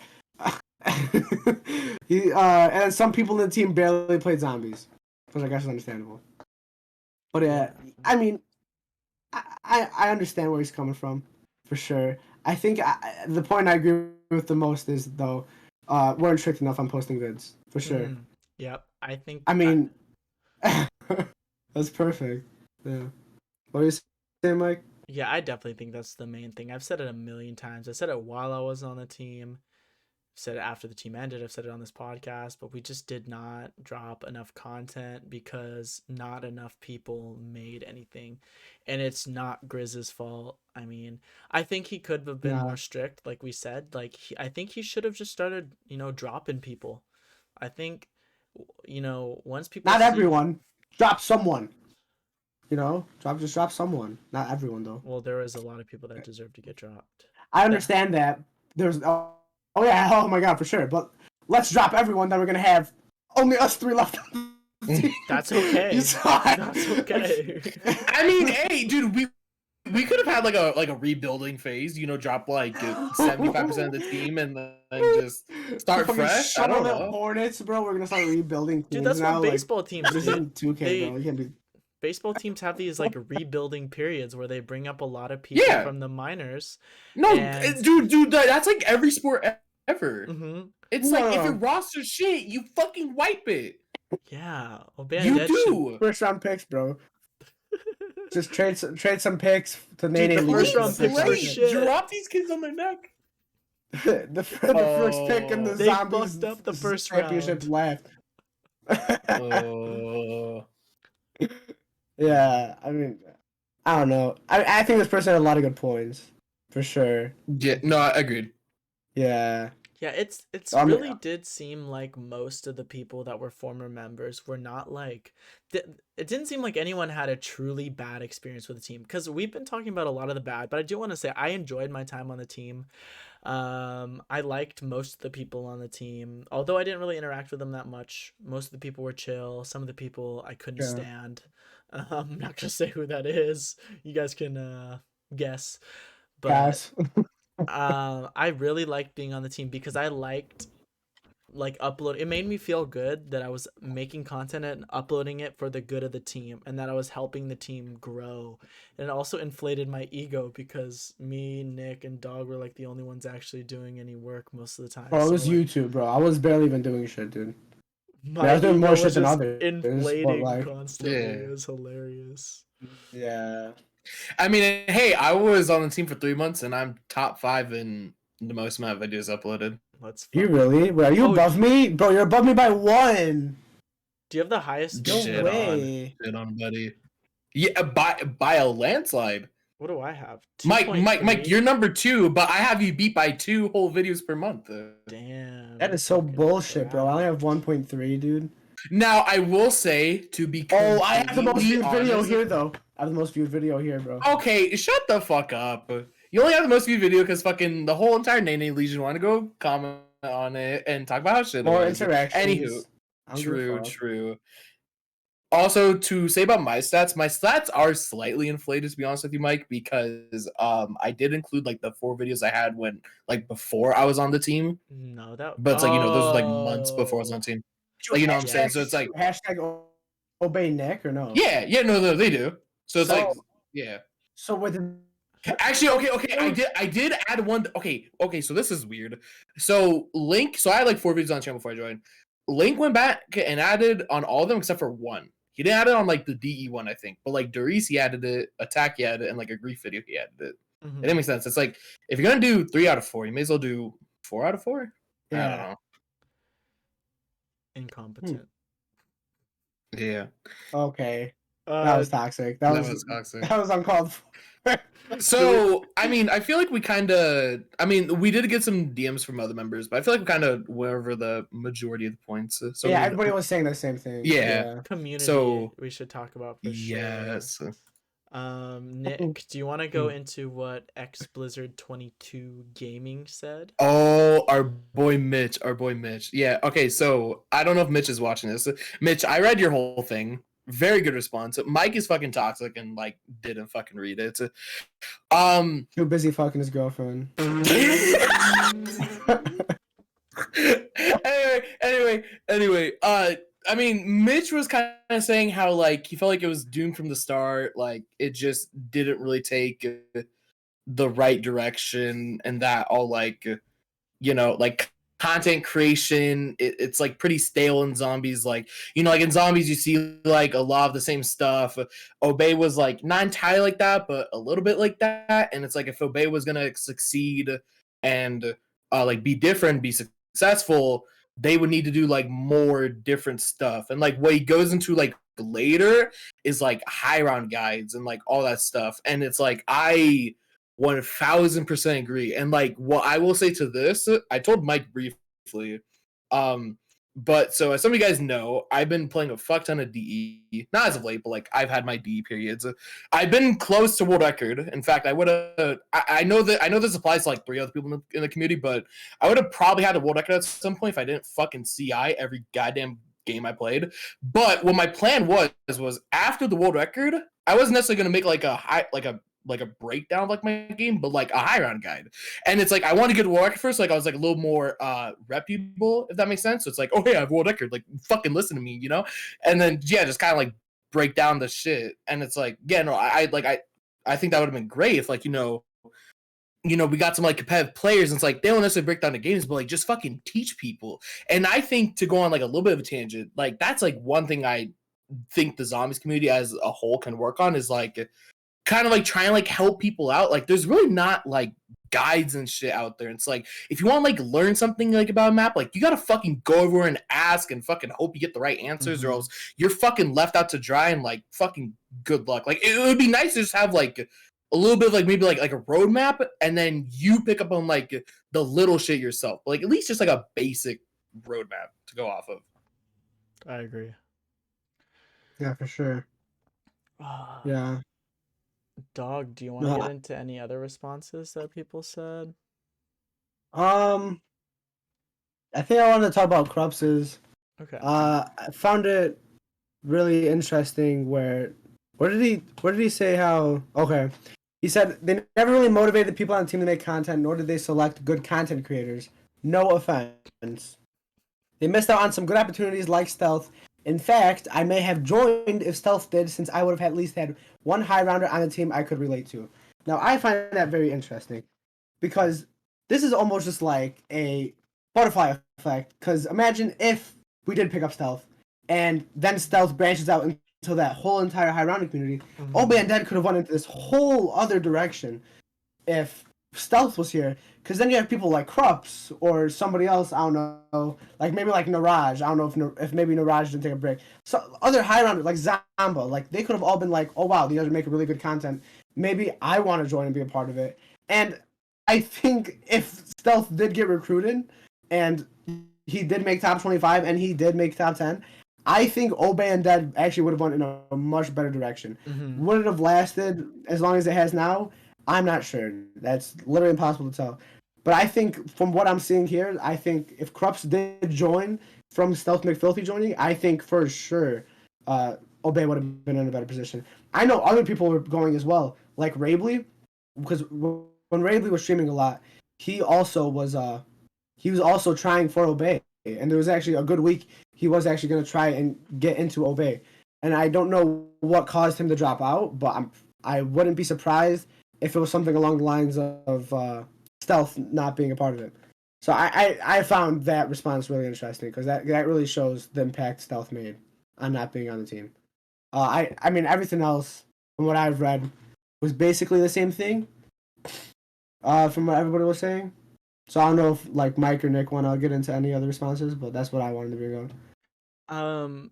I could probably talk about Calvin a little bit. So once I reached out to everyone, Calvin said that he wanted to go like balls deep with his response, and like he wrote us a fucking essay of Literally, his thoughts on pages on doc, single edit spaced. I kind of want to link this in the description because I think this is a very valuable read on like because Calvin's a really smart guy. He knows a lot about the community, about competitive stuff, about YouTube. So, and he's been observing the team the entire time. So, I think I want to link this if you guys want to take a look.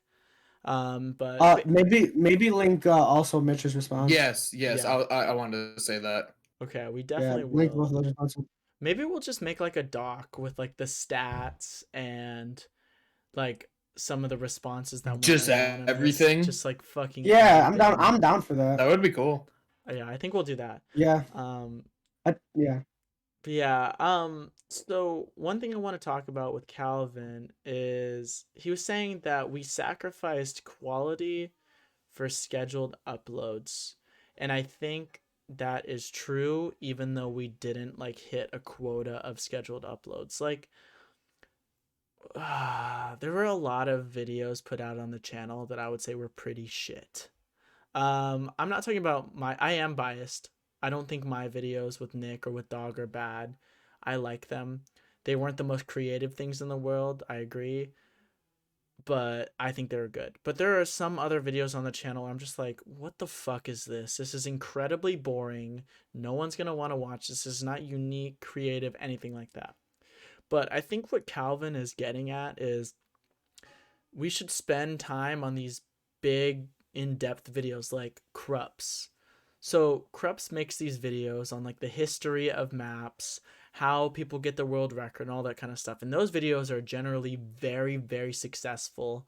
It's an essay style video. A lot of work goes into it. It takes more time, but the quality is significantly higher than something like a time trial or a custom map video. So Calvin is talking about we should have more videos like that, even if they take more time, instead of having like weekly uploads or bi-weekly uploads that are just like mediocre content. And I do think that is partly true, but I think if we could mix those big uploads, let's say we have a couple people working on those big uploads while we have some other people working on some smaller videos that can be cranked out at a more rapid pace, the mix of those two things together could be really good for growth. What are your guys' thoughts on that? That was literally exactly what I was gonna say. I mean, I bring that up earlier too. Like, the quality videos, like your videos, would be the perfect example of like these filler, solid videos that we can just get out. You know, have videos go up every other day. They don't all have to be super high quality. I feel like your videos can easily be recorded in less than an hour and edited in less than 2 hours. You know, but one of those high quality videos I feel like should be going out at least every 2 weeks to a month. And I think what Calvin said was literally perfect. I think that's like the ideal team with like a more competitive route instead of the content route. I mean, imagine, like, think about it. Like, if Krups did join this team, those videos could have been on Undead, and that could have been so perfect. Like, really. So I mean, yeah, Calvin really hit it on the nose. Honestly, he really said everything perfect.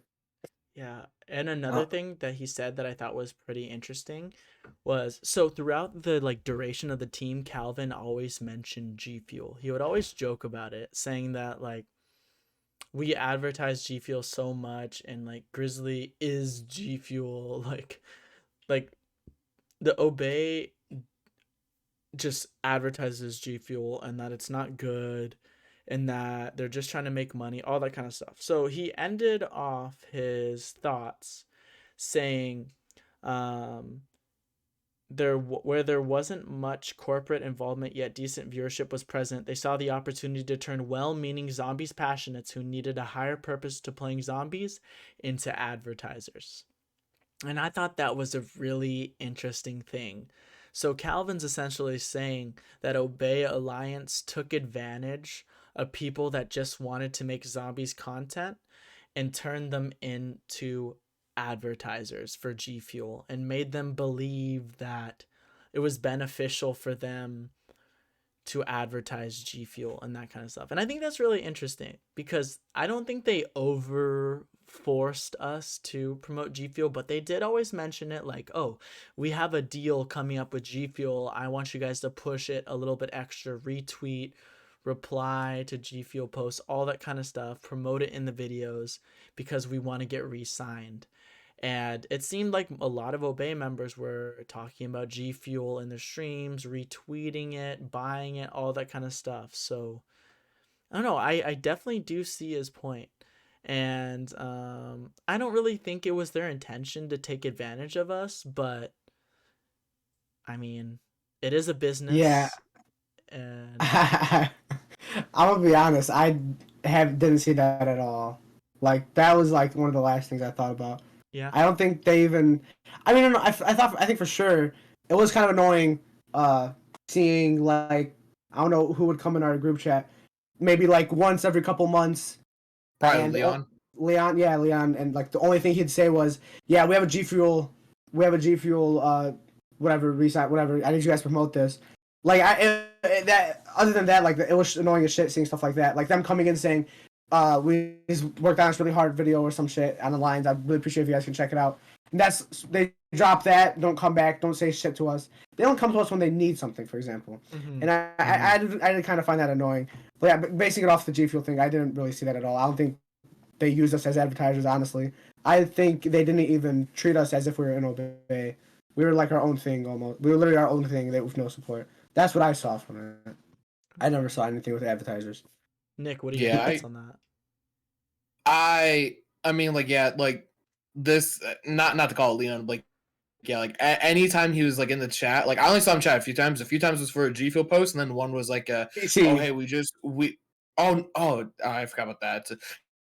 The other time it's like he linked the Fortnite creative roster getting announced. He's like, oh hey, can you guys go like show some like hype on this? But like fucking our zombies team never got hype. Why do you want the zombies team promoting the fucking Fortnite team if like you guys don't promote the zombies team? You know, like what the fuck is that? You know, and I wanted to say like I understand he needed help with his PC. I understand that, but that is pure. That's my point. Like most of these owners and higher ups only came to us when they needed something. There was no direct communication between the members of Obey Undead and the members of Obey Alliance. I tried, and the only Obey Alliance member that I actually did kind of have some sort of relationship with was Obey Loserbeam. And when I say like barely, and the only reason I had some sort of thing was because she's from Palestine and I'm from Palestine, and when that whole thing with Palestine was happening, it wasn't all in the media. We were talking about that, and I followed her on Twitch, whatever, blah blah blah. And I mean, I haven't talked to her in like 2 months, and that's the only connection I've had with any Obey member. So seeing them come into our group chat, maybe like once a month, and all they do is just ask for help or something, it just kind of just shows like they don't really care about us. They don't really want anything from it. Like they just like need something. Mm-hmm. You know, that's what I got. That's what I got out of it. I mean, like, I don't know. Yeah, it just seemed like we were just an extra opportunity for views or likes or impressions and that kind of stuff. Because, yeah, they literally did not say anything in our chat unless they were telling us to retweet or like or interact with something. And it wasn't the biggest deal to me. It was whatever, but it was weird. And it's like if you're not helping us out at all, why should we help you out? Like, In reality, we're the Exactly. ones that need help. Okay, we're just this new team that doesn't have a lot of support, and we're trying to grow. You guys already have a platform with 300,000 followers on Twitter and almost 700,000 subscribers on YouTube. You're verified, you have brand deals. Do you really need the help from people with a couple hundred followers on Twitter that are just trying to like make ends meet? Like, no, you don't. But I don't know. I guess when I do think about it, uh, from like the perspective now, looking back on it, it's like pretty fucked up to ask the people that can barely make it and aren't even making it in the community or with content creation for help on something that Yeah. they really don't need to. Yeah. Agreed. Not for sure. So So we went into our experiences, former member experiences, and the community opinions on the team. So I think something to wrap up the podcast with is, hypothetically, we make a new team. All right. This is just a hypothetical to think about stuff. If we made a new team, what could we improve or do differently to make this team successful? So, Dog or Nick, what do one of you guys want to start off with? Any ideas? It could be like, yeah, what is something that Obey did that we want to do differently, or something completely new altogether? no, for sure.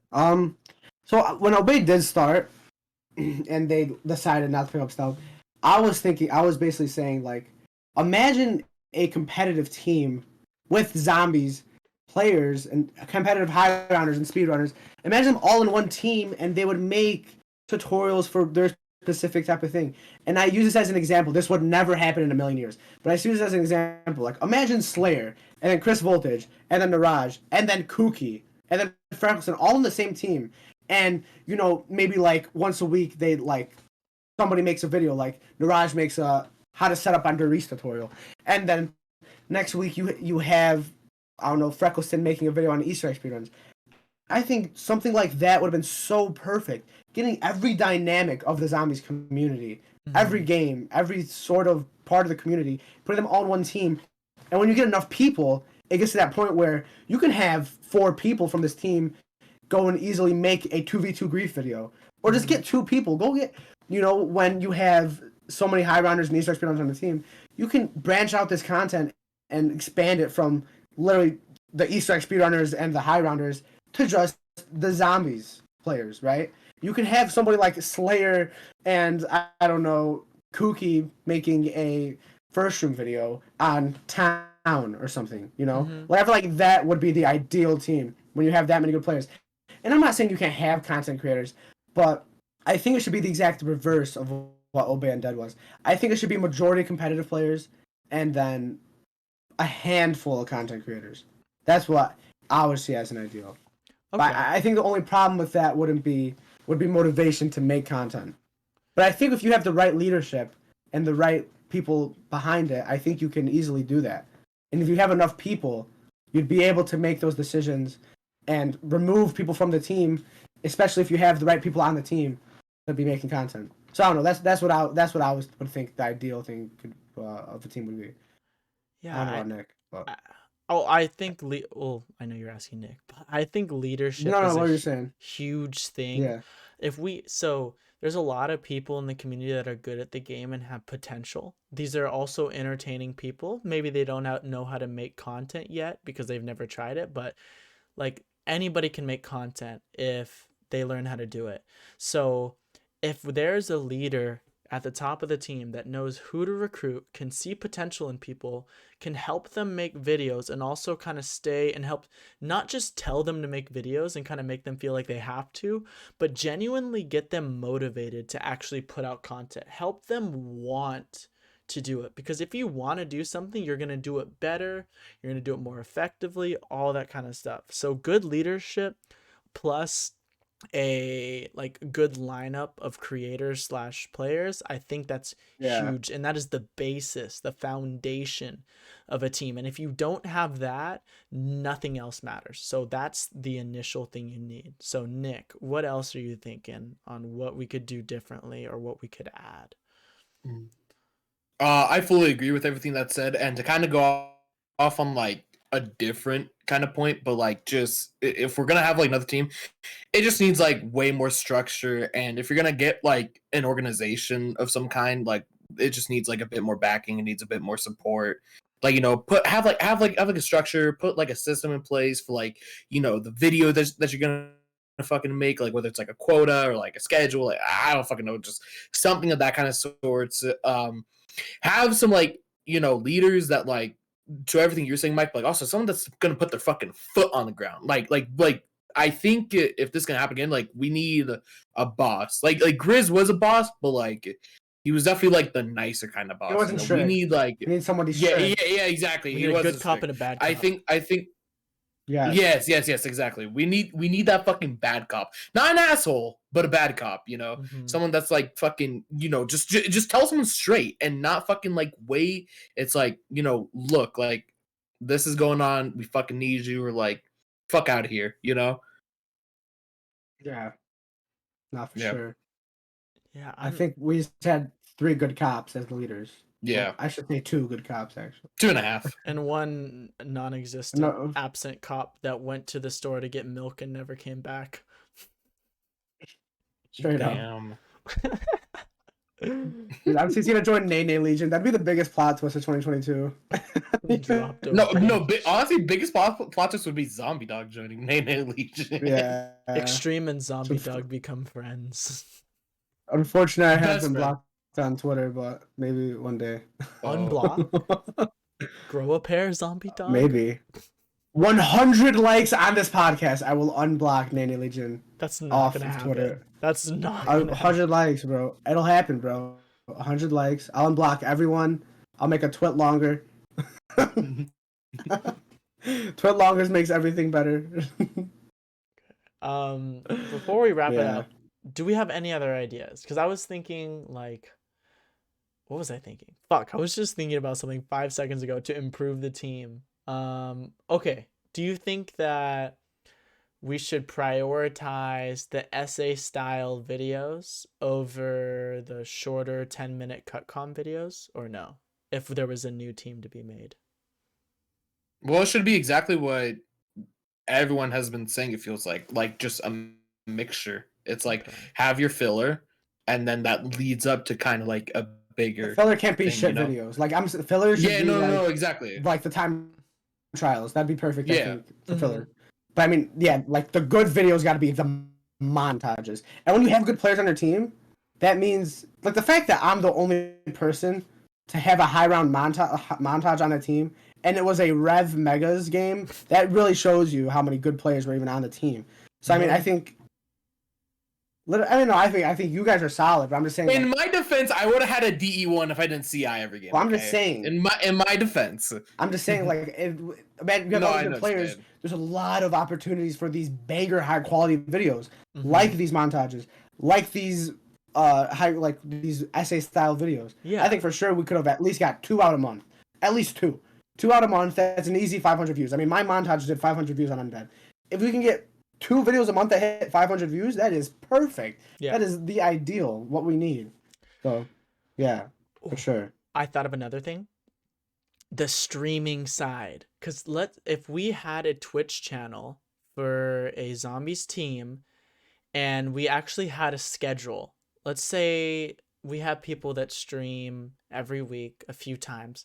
What if they dedicated an hour or 2 hours per week to the streaming channel, and we had people on their set days? So like Monday was Dog Day, Tuesday was Nick Day, Wednesday was Mike Day, any of that kind of stuff. So there would be consistent content coming out, maybe like 4 or 5 days a week on the Twitch channel. And as this is going and they're accumulating viewership, there's always timers going off in the chat, like, oh, subscribe to the YouTube channel. In the title, you have the latest video, exclamation point video, any of that kind of stuff. Because I do think the best way to grow on Twitch and on YouTube is a combination of the both. Because viewers from Twitch go over to YouTube, and viewers from YouTube go over to Twitch, and it just goes back and forth, and you end up growing both of them together. Yeah. But that would require people perfect. actually I mean, yeah, streaming on the channel and not just like once a month. exactly. Mm-hmm. Yeah. I mean, like, if you can, that comes to my point again. Like, if you have enough people that are good on the team, there's no, you can easily get somebody, I don't know, say Slayer's on the team and he's doing Darius restarts. You can easily get an hour, even if Slayer really wants to grow his Twitch channel. It would be fine if an hour out of his day to just stream on the team, and then he can go back to his channel. Doesn't have to be anything enforced.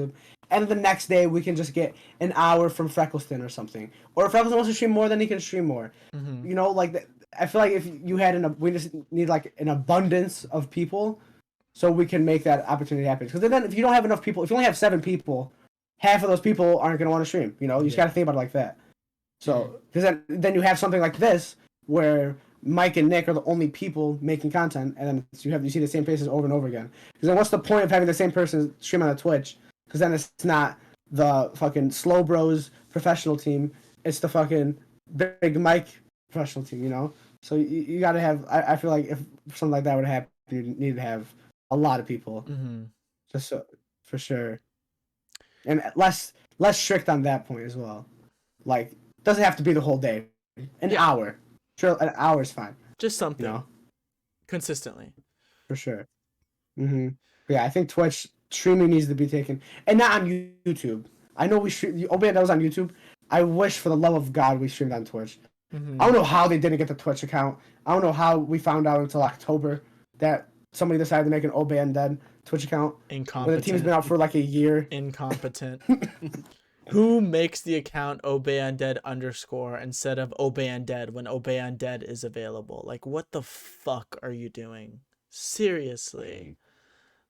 Come on, out of all the goddamn things to do, that was the worst. Like, how fucking brain dead stupid do you have to be to not take the name of your team when it is available? It's just, I don't know, man. I lost brain cells when I heard about that. I really did. That is hilarious. I didn't know that. I did not know that. Yeah. It's bad. It's fucking bad. And you know what? Good on That's Extreme and Venoms or whoever the fuck made that account on Twitch. They are smart and they are funny. They deserve that shit, okay? OBEUndead deserve to not have a Twitch account because of their stupidity. I'm sorry, but it's just the truth. And it's fucking funny prank. Dude, all the toxicity is coming That's out the this token, bro. podcast. Holy shit. Yeah. I think we can maybe end this off with we got Nanade. We got Nay. or not we, but OBEUndead as a whole, as an organization, got Nanade. Yeah, Nick and I couldn't carry it all on our backs, so. Yeah, that's unfortunate. All right. Anything else you guys want to add before we end it off? Nah, man. I just want to say one more time. I mean, thanks to Grizz, Greg, MC. Yeah. I think we all are appreciative of that. Yeah, I did. I messaged Grizz that as well. I'm super happy, you know, like, especially it was an awesome feeling, especially like being on an Obey Alliance, you know, like that. That was such a some of the best times I made making videos were for the RC. That whole experience with RC was a enjoyable experience because the videos were fun and I met some great people. So I mean, I think OBEUndead it definitely had a lot of positives as well. Mm-hmm. And I mean, especially when I got recruited, it was an awesome feeling and it helped me out a lot. So I don't know. I think it wasn't as bad as we're making it seem. Yeah. But yeah, it definitely had its cons. I 1,000,000% enjoyed my time on the team. Yeah, I had issues with it and I complained about it, but I really enjoyed being on it. I feel like as I was on the team, my content creator skills significantly improved because I had never made YouTube content that consistently. I would say my friendship with Nick and Dog increased throughout that time. Our ability to make content together increased. Like I don't know, there were a lot of good things that came out of Undead, But there were also a lot of issues. But we don't want to make it sound like everything about the team was bad, because it wasn't. I didn't hate it. I don't think Dog and Nick hated it either. And I think we all definitely had a pretty good time on the team, even if it ended a little bit earlier than we would have expected. Yeah. Yeah. No, for sure. Any last words, Nicholas? Nope. All right. Obey Well, Dad. thank you, Dad. Nick, for guesting on the podcast today. Although it doesn't really feel like you're a guest because you've been on doesn't, more episodes than not. But And I left as a no. co-host a year ago, by the way. But the podcasts are gonna start coming back though. I've been egging Mike. Okay. yeah, I don't care how many Way girlfriends this guy better. Way has. fucking better. I better see at least 1 or 2 a month. Dead I ass. want no. We're trying to do once a week, bro. At Good. least. Good. I know it ain't gonna happen, but I I want to think try. 3 per at month least. is fine. I think I can do 3 per month. Okay, then we gotta do. I mean, I don't know, bro. I'll be in charge. I don't care. I'll get the people lined up. I'll get the guests. Even if we don't have guests, it can just be me and you. I don't know, bro. But I want to start doing this podcast stuff now. Because now, man, I don't know. I enjoy it. The talking of the podcast. I enjoy this shit, man. We got to work on your outline skills, though. We definitely got to work on your outline skills. Well, I made no one did shit. Why are you laughing, Nick? No, the outlines, bro. I didn't know what to say. Yeah, but then look what I did. I went on the outline and I just add shit in. Gotta work. So, yeah, I don't know. Okay, you want to talk about outlines, motherfucker? Wait, hold up. I mean, fuck your stupid arguing. Close this shit out, man. Thank you, everybody, for tuning in to the podcast today. If you guys haven't already, make sure to subscribe to my channel. Go check out Nick and ZombieDawg in the description. Also, we will have linked all of our sources from this video. The members, the community, the ones who wanted to be anonymous will blur out their names and their picture. We'll have the messages from Grizz and Sid, the statistics, fucking everything is going to be in a document for you guys. So if you want to follow along or just go take a look at it, go ahead. It should be pretty interesting. But thank you guys once again, and I'll see you in the next one. Peace.